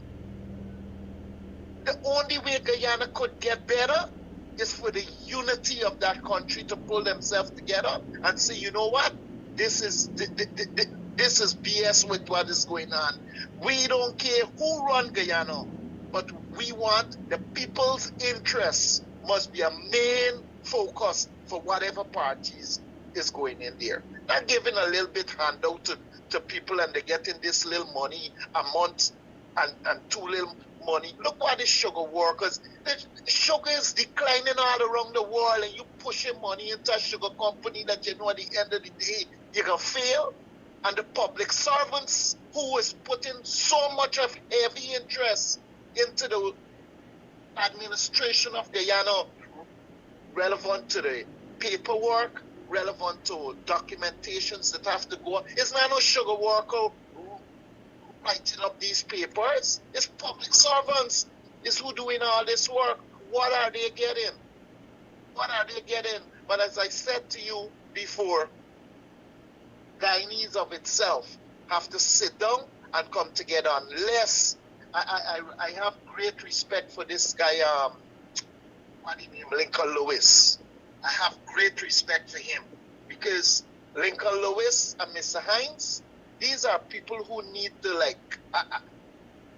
they might not want to be in politics, but form an information committee which could be given the entire country information which people feel free to listen to, and don't let it be a political attachment to any political party. Just be open and be able to, anything come out of these politicians' mouth, they must be able to show the normal person if it's the truth with the facts of what is coming out of these people's mouth.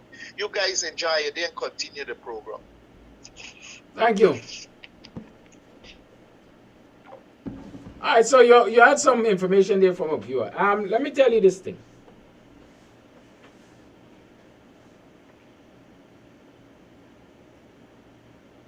I have been talking about the removal of high-performing teachers from African Guyanese community to schools in Indo-Guyanese community.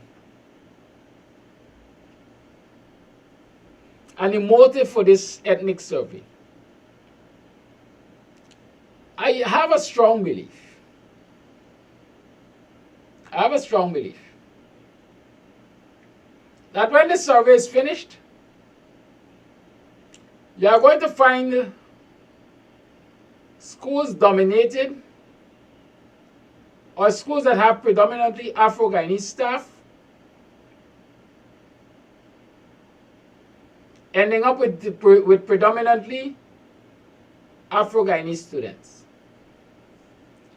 And schools where the dominant staff is Indo-Guyanese have that dominant Indo-Guyanese student population. And then you will come to realize the discrimination allocation of resources to these schools. In other words, what we are heading for is segregation in our education.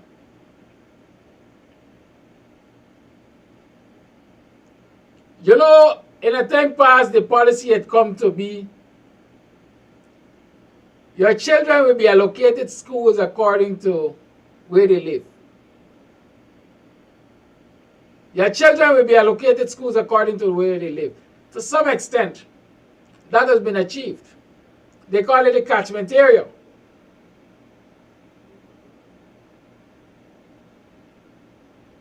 Catchment area. And so, for example, you know, Buxton as a community has no single Buxton as a community currently has no school, as a matter of fact. I'm searching. Buxton as a community has no school, not a single school, not a nursery, a primary, nor a secondary school.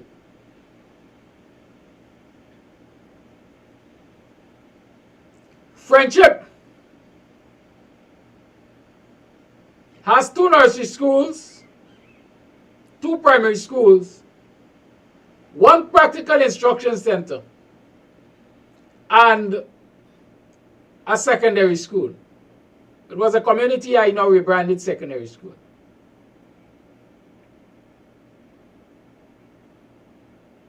So if you're talking about catchment area, the students of Buxton will either go to a friendship school. At the back of Annandale, Eastville now has a nursery school. Annandale now has a nursery school, a primary school, and a secondary school.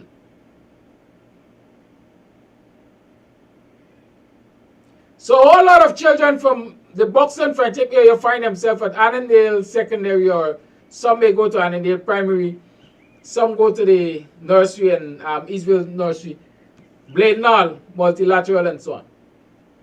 Good? But I have a strong belief this ethnic survey is going to result in some serious segregation in our education system.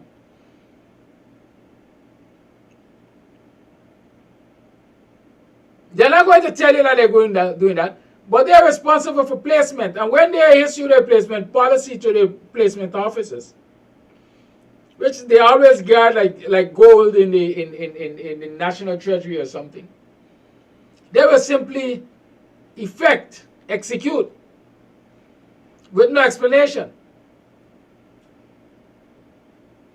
And then you find that all of these Buxton schools, these schools are now predominantly Afro-Guyanese children.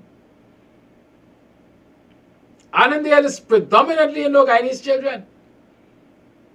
And then the resources allocation is showing the same discrimination, the same segregation. So the quality of education that will be available to Indo-Guyanese schools might be different, and I want to believe better than the quality of education offered at Afro-Guyanese schools. Let's pay attention to that.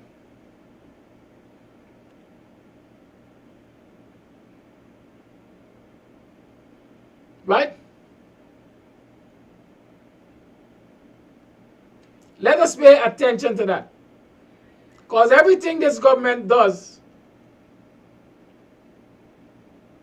has a whole lot of wicked intentions behind it. You can't trust them. Like the one card. We spoke about that before. Maybe we will revisit the discussion at some point in time. But I want us to focus on what's happening in the education system right now. And all right thinking Guyanese, teachers and their colleagues, public servants, must support the teachers in the demand for better. Not only must they do that, but they must join a call, they must make a joint call on the government to explain, for example, why are we having an ethnic survey of teachers in the school system? Why?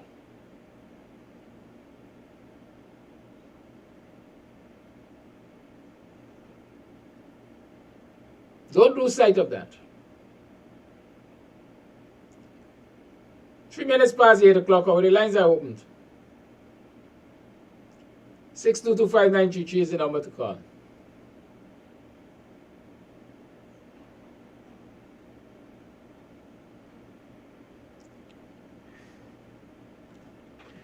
Margaret Padmore has asked an important question, and I like important questions. All questions are important for me, quite frankly, but some I would let go.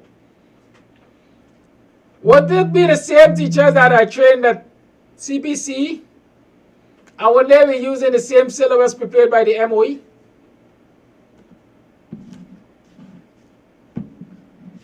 Teachers are just one input in the education system. Syllabus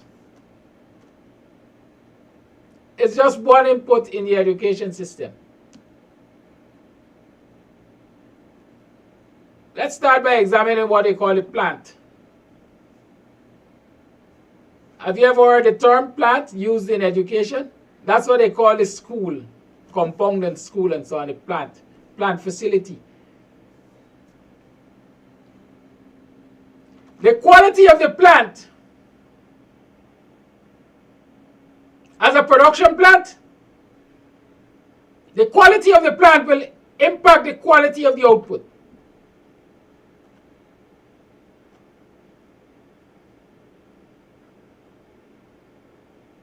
And so yes, teachers represent one input. Syllabus represent another. Supervision represent another. Resources in terms of teaching materials or teaching aids represent another. There's so many input to the education system. And that is why it's called a system. It's made up of individual parts. It's a system. It's like the digestive system, the respiratory system. These are different components coming together to function as one. And so, the education system has these varying parts. And if one or more of them is not paid keen attention to, then the whole production facility can fail.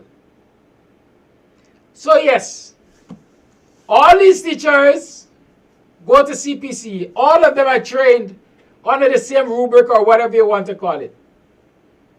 All of them graduate. All of them graduate. But some graduate at different tiers. You got students who are distinction students, students who are credit students, students who are past students, students who have had to be referred and eventually graduated. Right? So you got different quality of teachers that will come out of the same CPC. And so yes, all of them went to CPC. All of them will be using the same syllabus. A whole lot of them will have a totally different understanding of the syllabus. And so implementation of the syllabus could vary depending on the understanding of the teachers. Do you know right now they have a new syllabus? Curtis George, I'll talk to you, later. Just now.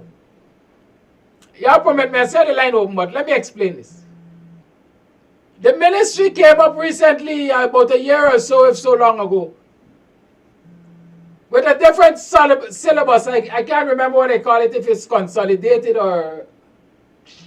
I don't remember. But even the lecturers at CPC had a difficulty imparting the knowledge, explaining that new approach to the students. So imagine what was happening with the teachers in the classroom. Imagine what was happening to the teachers in the classroom in terms of implementing the syllabus or the contents, content delivery.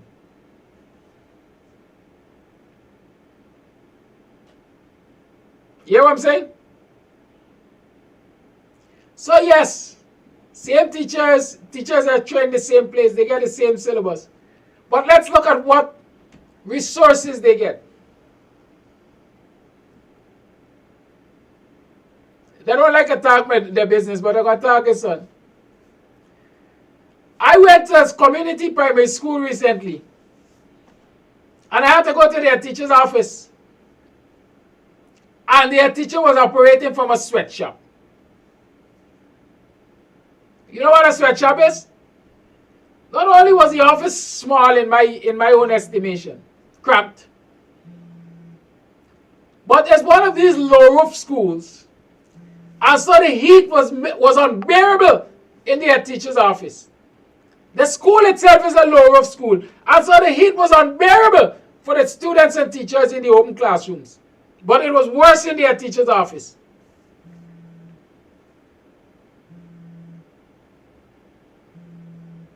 Right? I'm on my program.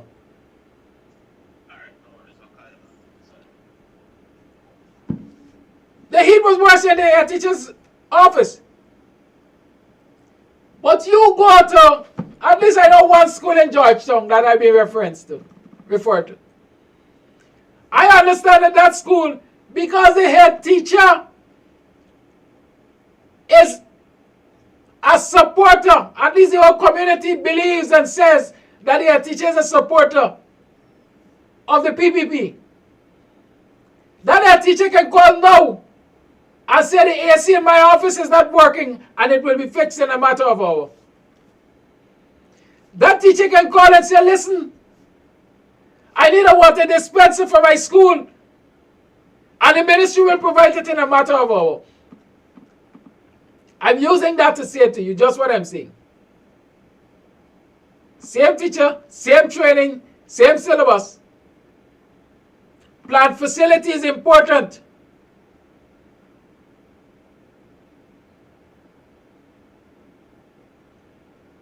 Your children might be sent to all of the rundown schools, for example. Or the schools in your community will not be improved, for example.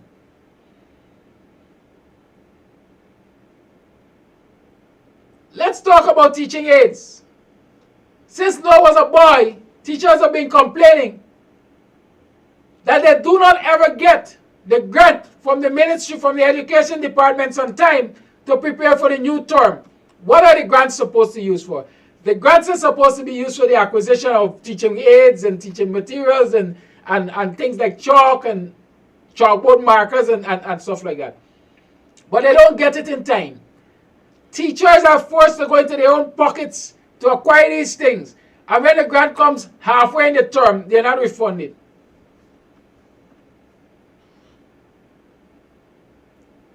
So when these schools are segregated, whether openly or not, but by policy, under the table policy or above the table policy, imagine what will happen in schools in Afro-Guyanese communities. That's all I'm saying.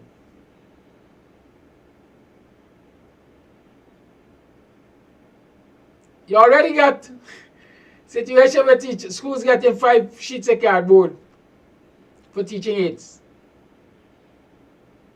Imagine what will happen. That's all I'm saying. I know there are teachers on this live, and they can share their experiences. But what? I know they're frightened. They're not going to talk. They're not going to talk. They're going to call in to say, well, this is my experience as a teacher. They're going to text to say, well, this is my experience as a teacher.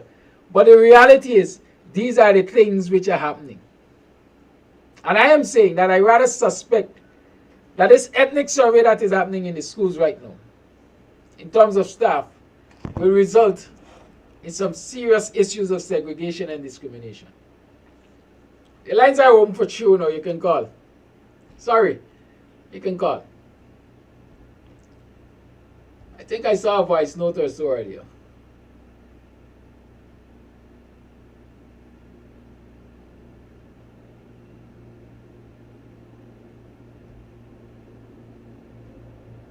Good morning, Kedaki. You cannot enslave an educated society. Hence the reasons why the PPP is dumbing down the educational system in Guyana, that maybe in 20, 30 years from now, there will be a society of dummies in which they can control. I agree. I said it before. Politicians like an uneducated nation, because they can't control education. When people are educated, they see the light. And they become more resilient. And so the more you can keep us in ignorance, the better for you. Good morning. Went to the school in Buxton in Milwaukee. I passed through there a couple of weeks ago. And it's ridiculous to see that the school, a lot of people used to go to the school and the condition of the school and the schoolyard. They left the place of father party, they abandoned.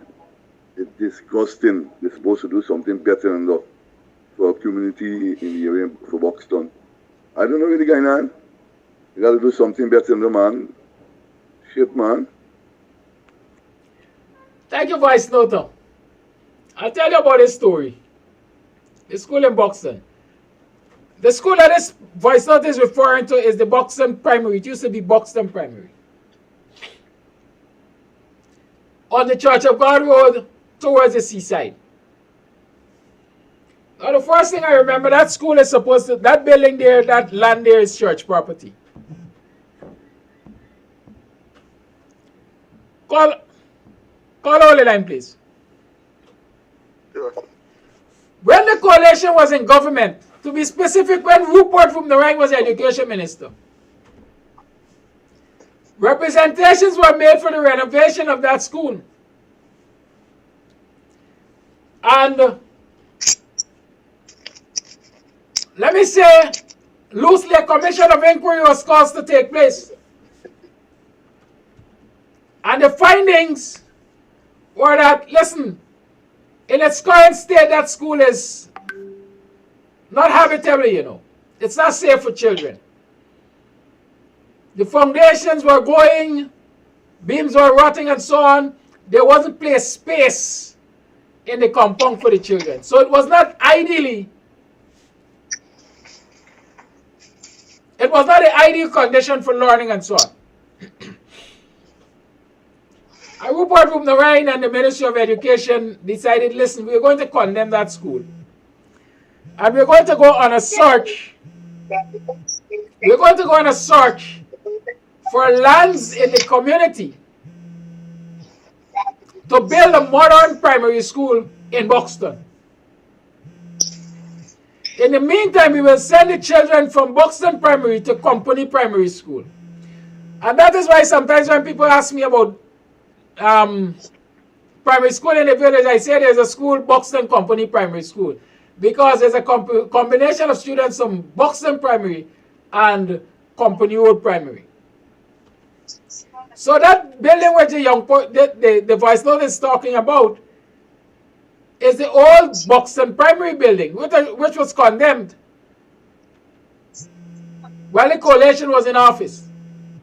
Like I said, as far as I know, there were efforts to find a suitable space. I think they wanted to buy the land next door and so on to create an ideal situation for a school. Of course, government changed. I've heard no other discussion about that. But the information I received is that currently there is only one existing student from Buxton Primary.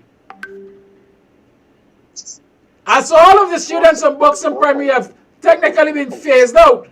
There's one student from Buxton Primary in the primary school system right now. And so soon as students will go off to some secondary school, and there will be no reference to Buxton Primary as a school. So maybe Buxton Primary has been wiped off of the map. Remember I said there's no school in Buxton. Call A Live, good morning. Blessed good morning, Brother K, and to all the viewers and listeners. I really do think that this is a very important topic this morning, and I hope that the educators are adhering to this message that is being sent this morning. And this message is that there are mass discrimination within the education system, within the education system, and also.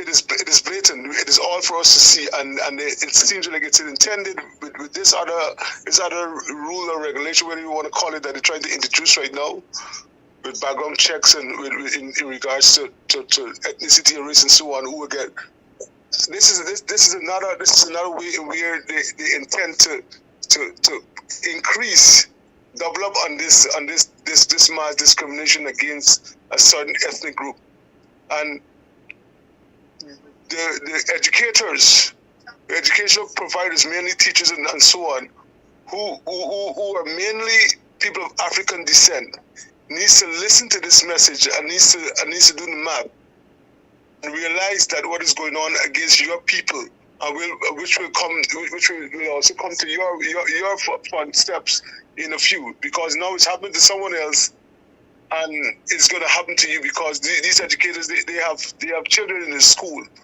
and also they personally have been discriminated against where they might be sent to work in places that they don't want to go and work and all these kind of things, right? So they need to understand, like I said, they need to understand they have the power, right, to push back against this.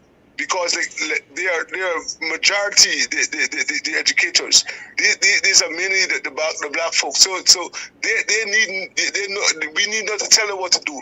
They know what they could do to stop all this, right? Because they have the ball in their court, right? They could decide to go slow or strike or do whatever to undermine this cruel system that is against us. Right, so listen, educators. Listen to this message this morning. That you have the ball in your court, and you have control over your destiny and over this situation here. All you have to do is act accordingly to what is going on against you, right? And push back against this demonic system that is against black folks and by extension black children, because once it takes all the quality teaching methods and teachers and all these kind of things out of the black areas and put it in other areas, is you black people, black teachers will have to go into these Indian people's community and try to teach them, because they for years they've decided they don't want to go into the public sector. They don't want to be public servants. So they don't have much people in the public servant. So they try to make up for this, by trying to by they make up for it, instead of they try to make up for this by penalizing the children, by shortening the resources that are going to certain schools, and now by trying to take out the good teachers that go to certain schools and send them to other areas. So the ball is in your court, black teachers. Adhere to this message. Listen to this message. Thank you. Hello, good morning. Call it live, good morning. Good morning, sir. I just called to speak on some topic. I don't know, I might wear off of the subject topic this morning. Let's start with Brother Ogunse. I see that they are trying to institute charges, so to speak, against Brother Ogunse, but I will want to advise the administration not to go that way. Ogunse is a struggle. He's a fighter. He's been in the Guyana political system for well over 50-something years, I should say. And, there will be consequences if they put hands on that brother. That's one. Two, I ask myself a question. The head of the army, why is he in politics? Has the army become a political forum for the government today? You have this thing that they call in some... they get a set of men in blue jerseys going around. I forget the name. Men on monkey business. Pardon? Men on monkey business. Yes.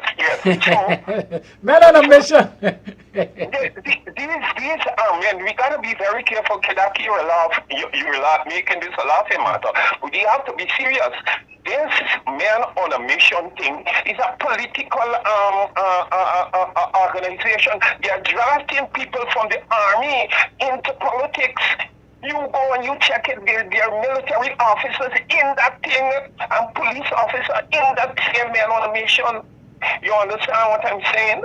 And this is dangerous for Guyana. Where was the chief of staff when Guyana was being hijacked in the 2020 general elections? Where was he? Did he say anything about that? The American State Department has mentioned that Guyana, the present government is installed. They weren't elected by the people of Guyana. And so I see people going around and calling Ali president. How did he become president? Bernard VI with his own constitution. The only provision for a legal government in Guyana is in the constitution by the 10 returning officer. And they sidestep that. This country now, this administration, I jack this country. I'm saying that loud and clear. Everybody who knows my voice knows me. And I don't give a damn what they do. You understand what I'm saying? This country was hijacked, and I blame, listen, I'm saying to you clearly, sir, and to the world, and to the people of Guyana, if anything should happen in this country in terms of uprising or anything, I will blame the United States, the United Kingdom, and Canada.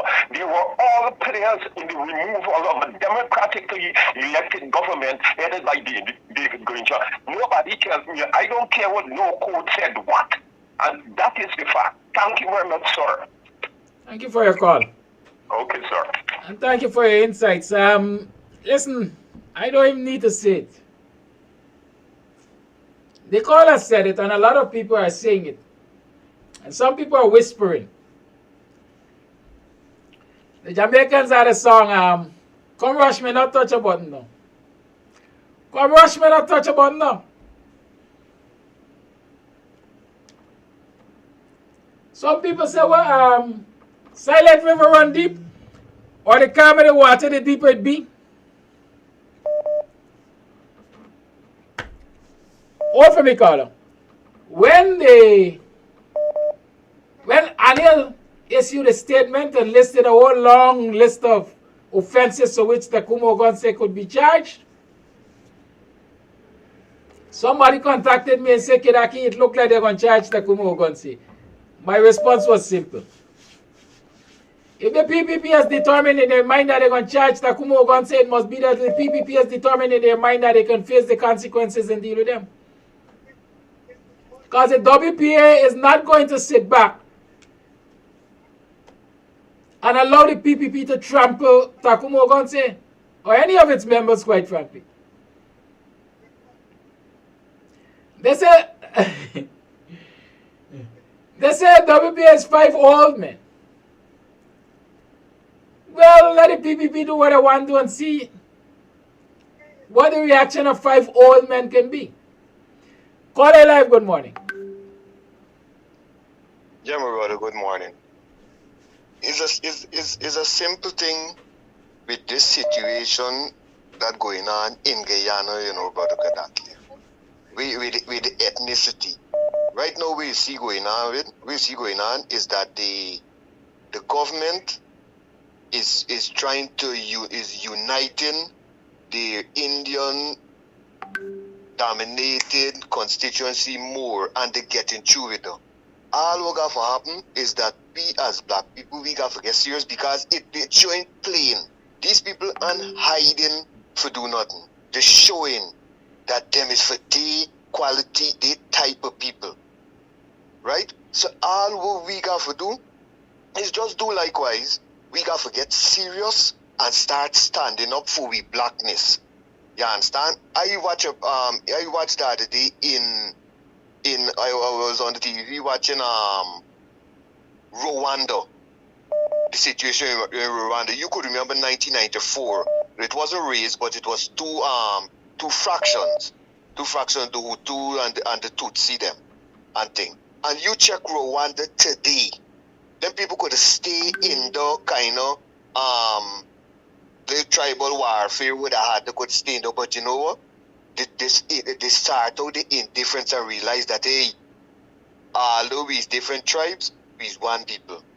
And Rwanda is beautiful and booming today. Black people here say all we got to do is stop settling for pittance from this, because this regime don't like we. They're using we for come against we. They're using we. We just got to open our eyes. What we got to do, we got to start attacking people like Clifton Akins, and then we say men in mission, them black man with their permission, we got to start attacking them. It's gonna be slow, but it's gonna be sure. Because you know we's a people of conscience. We got a conscience. And all them who taking led astray and them thing, gradually it gonna come down. Sometimes them neighbor gonna tell them, hey, I got to open our eye and see what going on by and thing. And we gonna water them down. Let we focus the energy on we own. Let we keep attacking them until we start getting it right. until they understand that these people, Jack, them don't like black people. I mean, they got Indians that balance. They got Amerindians and so that balance. You understand? But they're scared of the little victimization that they cannot afford to come out and talk on behalf. You see what Brother Ubrat sing too? And them thing, you see what go on with it? They got some state, they're just like, want to talk out. Because they see the injustice. You understand? So what we got to do, we got to respectfully rest them aside. Because they could be prosecuted a lot. We got to focus on them black man that were taking lead the street. We got to start calling them out and throwing the fire down upon them all the time, Brother Kadak. All the time. We got to keep calling them out as a big sellout. Like the way the Rastaman name, Leon Sal and them. We got to keep skinning them up. Because them is the set we're making we look bad. Them is the set. This one we with the Melanie, James Pan and them man. We got to start encouraging people to stop supporting them bano. Them James Pan take bullet from the PPP, shoot down in protest. And now he talking that he's seeing wrongs with the PPP going on with all because of mommies or them which pushing a couple things. You saw them bano selfish? You saw the selfish Brother Kadaki? Just because he getting little pitons in his pocket for himself. He ain't care what the rest of black man them. You think that this happened to them Indian brothers that's go on with though? Never. The man don't go on with though. The man rather don't support you. Don't support a black brother or the government to be in there. They rather don't support for the sake of them own Indianness and them they wrong. Them they wrong is we got to start to open your eyes and doing likewise just like them. This is what we got to start doing. All like Bishop Edgel and all them. You got to keep carrying the fire all the time. Keep skinning them up. All the time. And this whole situation gonna solve. This whole situation gonna come to a whole full stop. And thing. The PPP using we for trample upon we. This is what they're doing. You see him mocker. You see them you see the police and the guy with the thing, Aaron. The man stand up big like they're doing such a good work. Destabilizing the own people. And these people ain't got no time. We gotta start attacking them. We gotta hurt them somehow. And let them come to themselves. Because there is what go on in other places. Africa and all them places for people catch themselves. And people did catch themselves and they think the transformation start coming. It's how Africa start coming together. It's slow but sure. And we could do the here, my brother. Thank you, Carlo. I wonder where Aaron lives. He lives in the sky? Vice note. Good morning, Kidaki. Good morning, viewers. I don't know where is this man on mission. You're right to say men on monkey business. A box of food, $3,000 and a bottle of water. What mission is that? What mission is that? Black people got to be conscious and stop nyam about. Stop.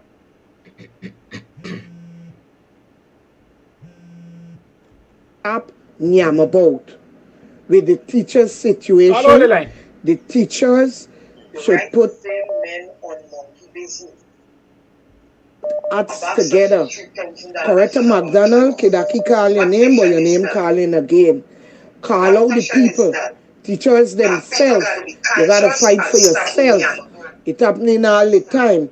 I remember they had a woman. They go to Kidaki village. She from Hansgrove or somewhere.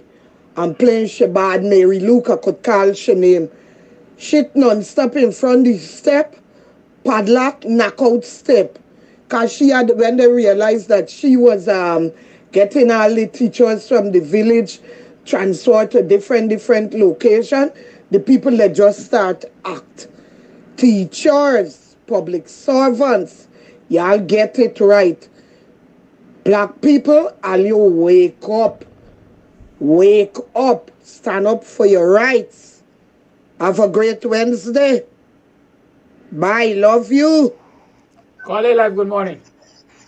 Hi, good morning, Kudaki. Good morning to the listening public. Now, when this Sarah Lynch came out and make a statement that teachers need better salary and so forth, right? I thought, you know, it's just because there was an envoy coming to Guyana, she had to come up with something. Because look now, teacher getting attacked in schools, and she's not saying anything, she's not mentioning anything about those things, she's not openly condemning those things. You know, I don't know, these people are so selective. They are so selective. And next thing, I want to know, all these guys who had the fire in the belly when they had this PNCR election, like Van West Charles and the farmer guy, what's it, Harmon. Where these guys there? You're hearing nothing, you're seeing nothing with them. What are they? Huh? They disappear into the thin air, right? They should come and back this coalition government because they were a part of it. They should back everything that's going on now, right? Because we're fighting for something, for a cause, right? And my brother Shama Salman, we need to hear from you. We need to hear from you. That's my contribution. Thank you very much. Maybe sometimes you would need to get Shama Salman on your program, Kadaki. Thank you very much. Thank you for your call. I think there's a voice note to be played.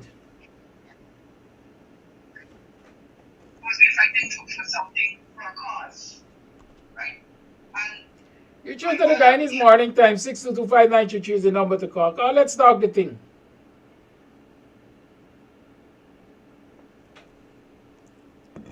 Voice note. Good morning, Kadaki and listeners. It's amazing how people can become so hypocritical, right? That brother has only said what is on the minds of a lot of Guyanese. All those persons who are beating their chests and going all around the place, it really doesn't make any sense. Where were those Mr. Best and others when all the atrocities were being meted out to Afro-Guyanese? Where were they? They're all hypocrites. Nandalali himself said if they were to get into government, they would make certain people run from Guyana. I'm quoting that, right? And that is where I developed this resentment for him. Because for him to say something like that is despicable. Jagdio went to Barbies and talk about chase them out. Why I let a voice note play, man? You didn't hear anything about that. You had snow on a whole like feed talking about bring guns and all that. You didn't hear anything from them about that. They are so despicable. They're liars.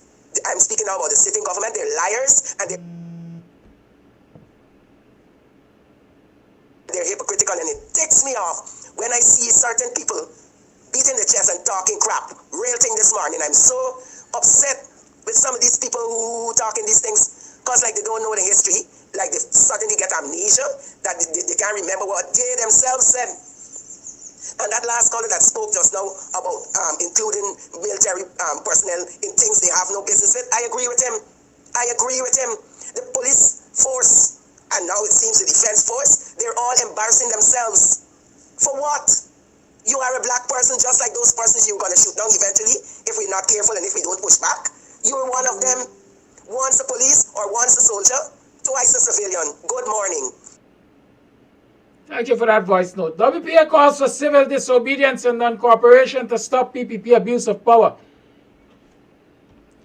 After careful study of the political developments in Guyana since the installation of the PPP to office in 2020, the WPS concluded that the time has come for all patriotic Guyanese to come together to stop the PPP's abuse of power. Since its return to office, the PPP has used the power of government and the state to shut out all participation in decision-making by the official political opposition and civil society. It has closed all doors to democratic governance. It has monopolized all the formal political space. It has returned Guyana to the frightening days of human rights abuse and dictatorship. But this new dictatorship is occurring in different circumstances. It is occurring in the age of oil money. Join the WPA's campaign of civil disobedience. Victoria, we're heading your way. Greetings, greetings, residents of Victoria, Dutch Fort, and surrounding communities. The Working People's Alliance, WPA, invites you to a public meeting this Sunday afternoon at 5 p.m. at the corners of Moravian Street and Victoria, Milwaukee. Yes, the Working People's Alliance, WPA, invites you to a public meeting Sunday 19th March at 5 p.m. at the corner of Moravian Street and Victoria, Milwaukee. Come one, come all. Come, let's talk about the current political and economic situation. Your speakers are Takumo Gonse, Kidaki Amsterdam, Dion Abrams, and others. Come one, come all. Call it live, good morning. Fire burning red in a Georgia. Good morning, Mr. Kadaki. And blessed love to Guyana. All I call you for tell you this morning, keep the fire blazing. This is what they tell you have to do all the time. Go up on the road, and you're there on the road, blaze it. Keep it blazing. Don't let it frighten you at all. Thank you for that voice note. Let me tell you something. This morning, let me tell you something morning. I see somebody saying that Godfrey Best, is that his name? Chief of Staff Best is wearing an on a mission jersey, t-shirt, apparel. This is the man who wrote in a statement that the army is apolitical. An organization generally can be apolitical. The individuals in the organization can be apolitical. So let me take it down to say this is a man who is saying that he's apolitical, but he's wearing a political slogan. How can you have the head of your army wearing a political slogan? How can you bestow trust on such an individual? The head of your police force wearing political slogan. One Guyana, it is a political slogan. And these people are saying that they are impartial and they are apolitical and they're not taking sides. Action speaks louder than words. You be the judge, citizens. Call A Live, good morning. Morning, Kadaki, and morning, Guyana. The Indianization of the educational system, that's what it should be labeled. Because just like the other section of the public servants, where the Indians are going to be in charge and the Africans will take orders. Same thing with the police force, same thing with the army. I would like to encourage the WPA to hold the line and on this war. Hold the line and do not back down. I commend you guys for your stance. I support Takuma Agonsi and what he had said, and that's my take. Thank you, caller.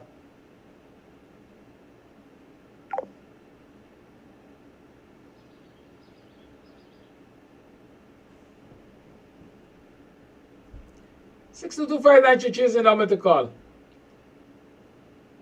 You choose the Guyanese morning time.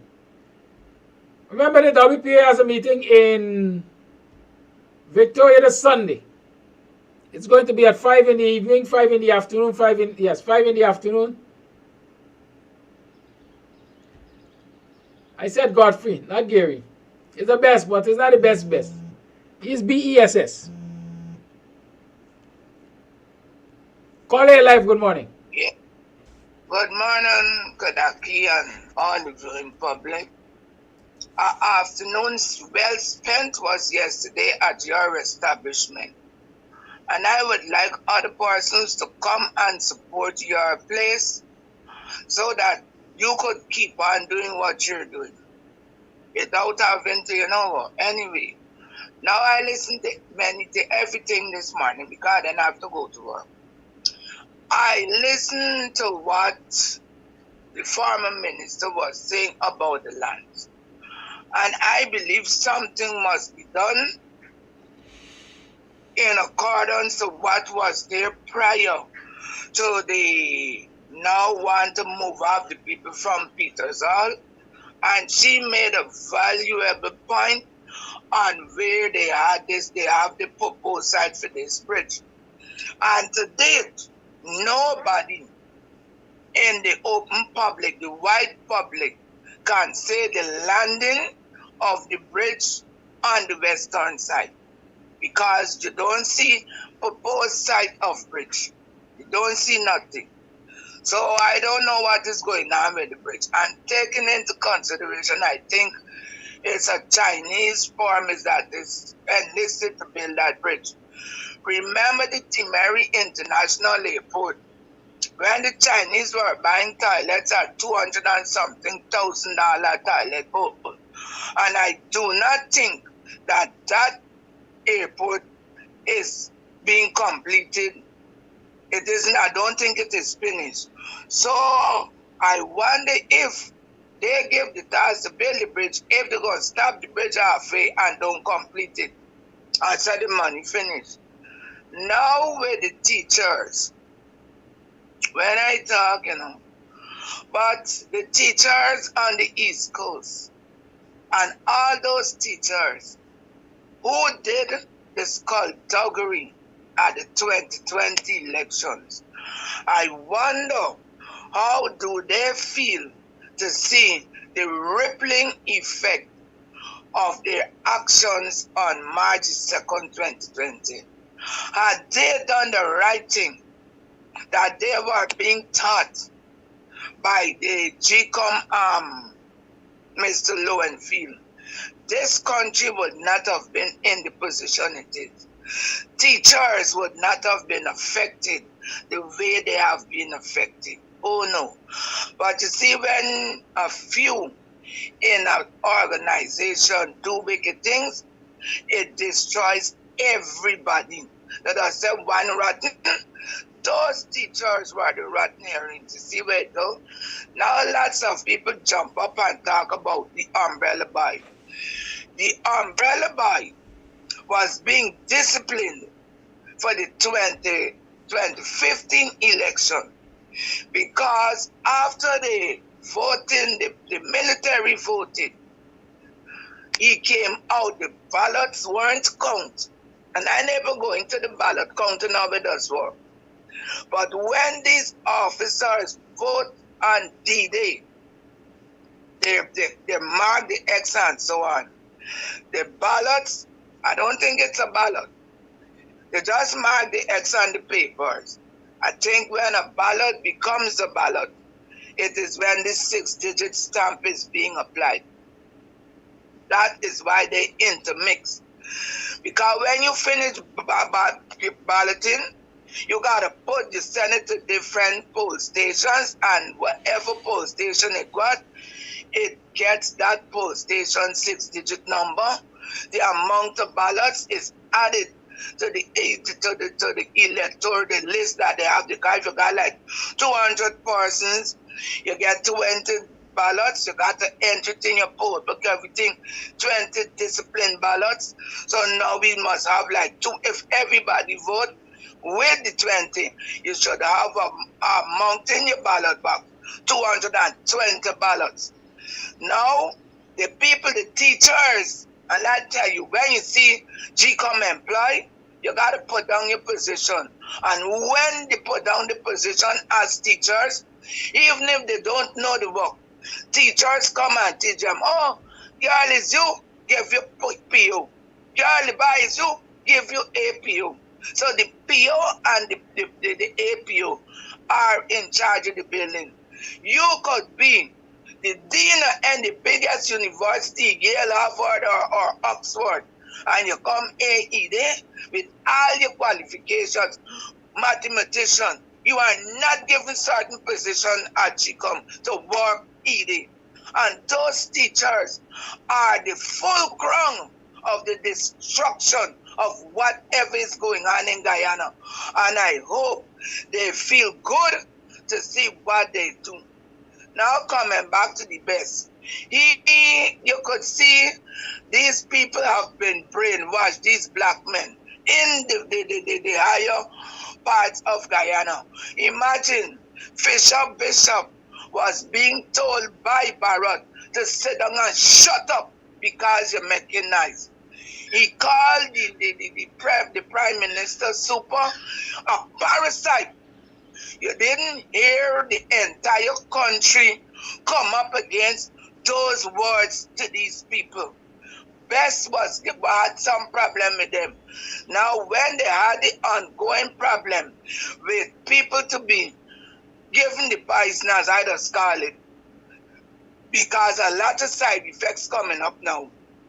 He didn't stand up and say, you know what?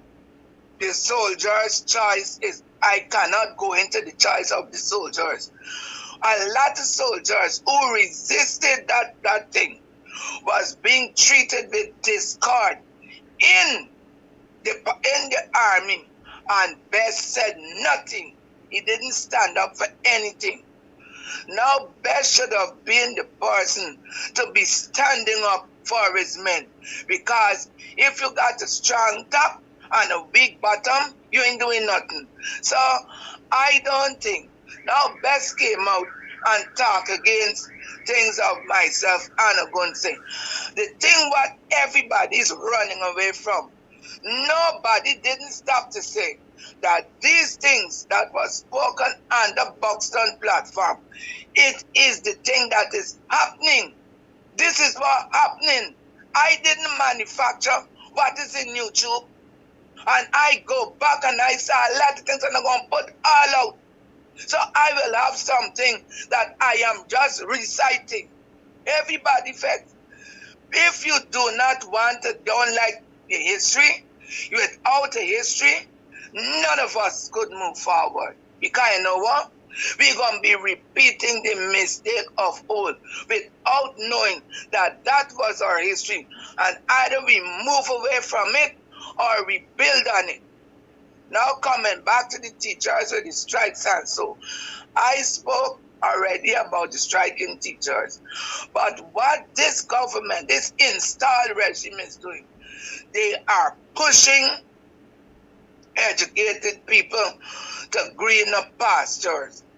Because when you start to do those type of things, they got about 3 million of us scattered around this world. Why did we go? We went to see greener pastures.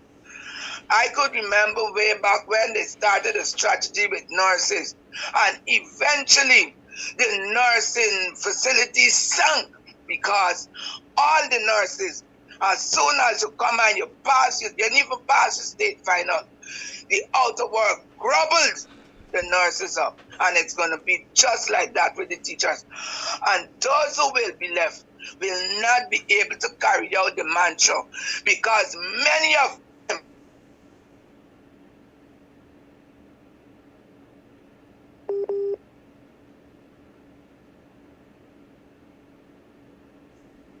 seems as though we lost Rwanda.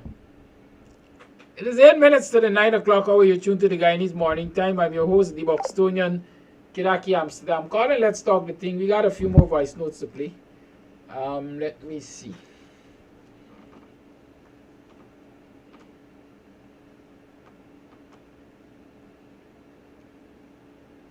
Remember, the month of July is Kams anniversary month. It is also my birth month.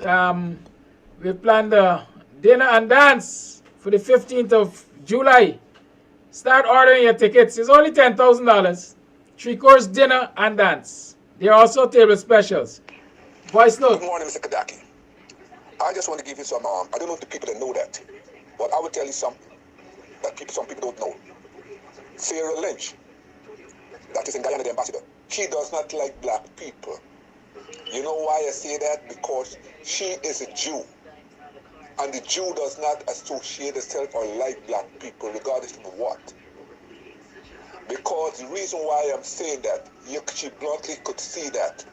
Because if she was a person, she would have called people together, the administration to get their act together. Don't you see how much people that she are leaning upon, which side she are leaning upon? She's not leaning on the black people. She only come out, she's an opportunist. When she wants to speak something, she wants to speak. But what I know, with all these things that is going on, she never one day condemned what is going on in Guyana and the segregation and all this stuff. And what they're trying to do in Guyana with the schools them is just like what they're trying to do in the 60s. When the blacks cannot go travel on the bus, and they cannot go to certain school to segregate. They don't want them to drink from water fountains and stuff like that. Right now, what is going on in Guyana is they are trying to do the same thing like they did in the 60s in Alabama and all these places. And if the people of Guyana does not stand up and start to oppose this stuff, there is where Guyana is going to end up. You all don't expect Sarah Lynch to do nothing. She won't do nothing because she is a Jew. And the Jews does not like black people. I will say that because I'm over here and I see them how they operate with people. So we got to start to get our act together, we as black people. That's all I have to say.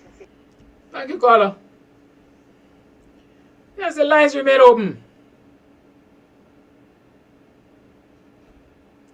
6225933 is the number to call. You are tuned to the Guyanese Morning Time. It is now 5 minutes to the 9 o'clock hour. There's another voice note I need to get to.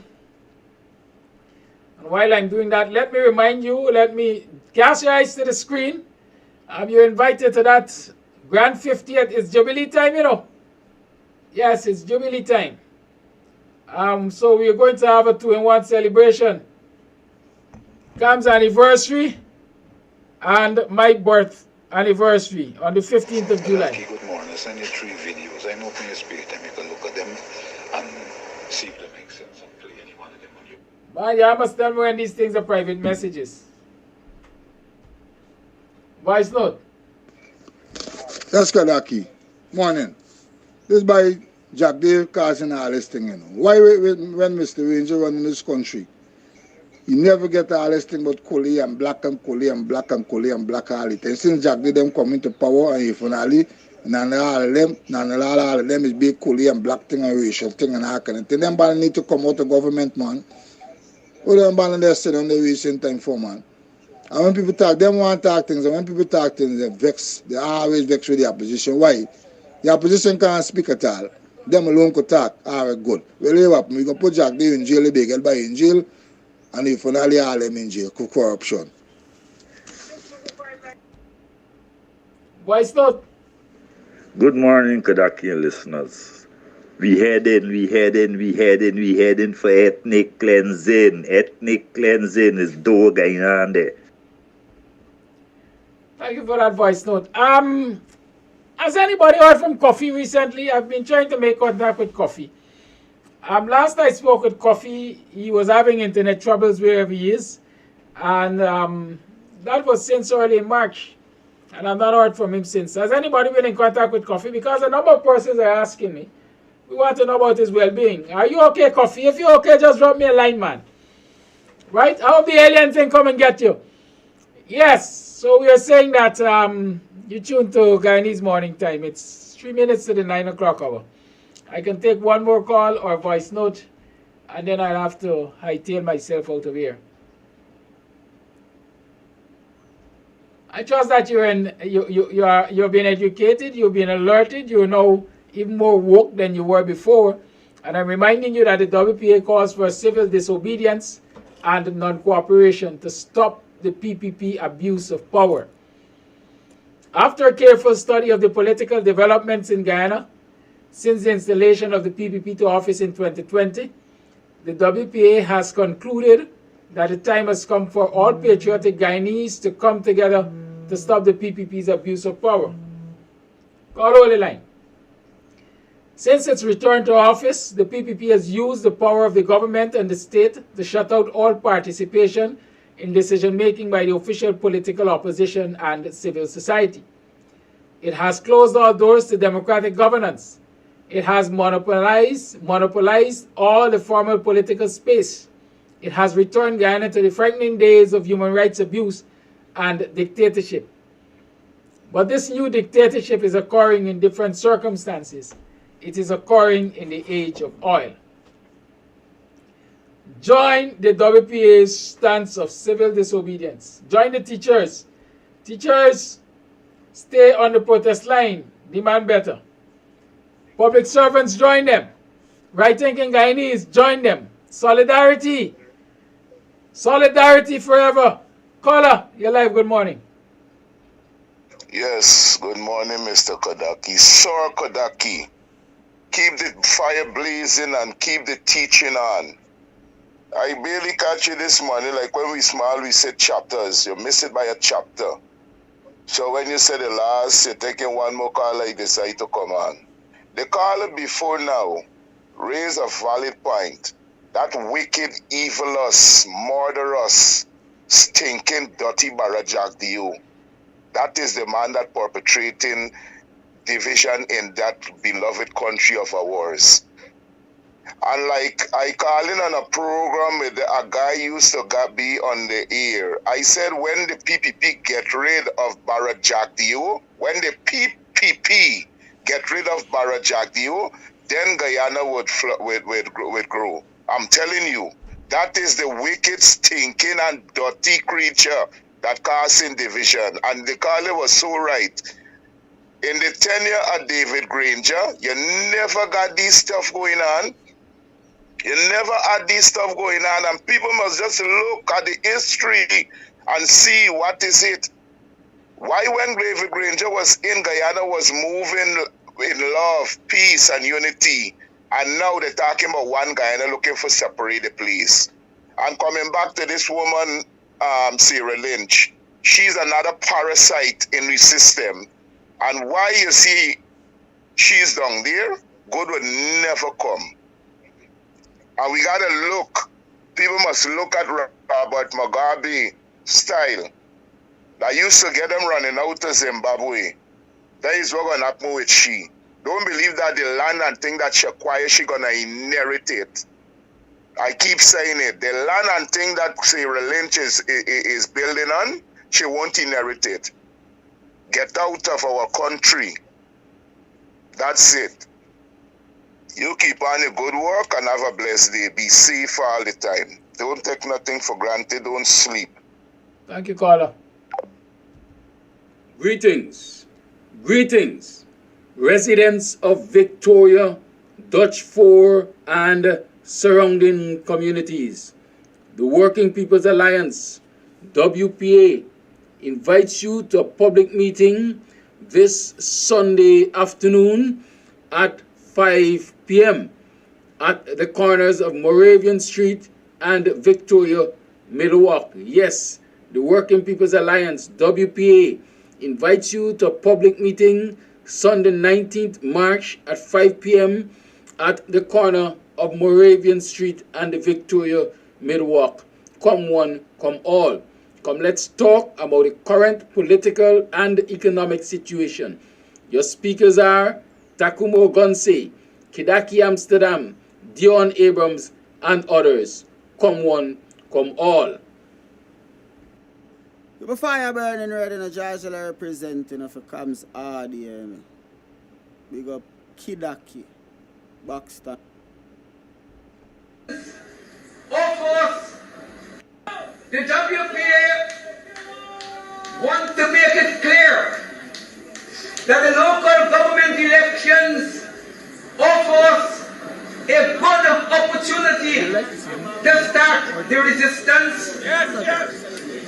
We are being asked to participate in an election which the PPP, dominated GECOM,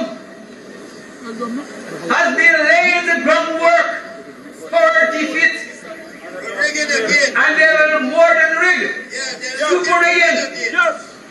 And sisters and brothers, we will be disposing tremendous political energy in that campaign, both financial, human and otherwise. For what? For nothing. We in the Working People's Alliance wish to suggest to you, and we will suggest it formally to our opposition partners, that instead of mobilizing to participate in the elections on election day, we mobilize to turn. It is the 17th of June, whatever is the date in June,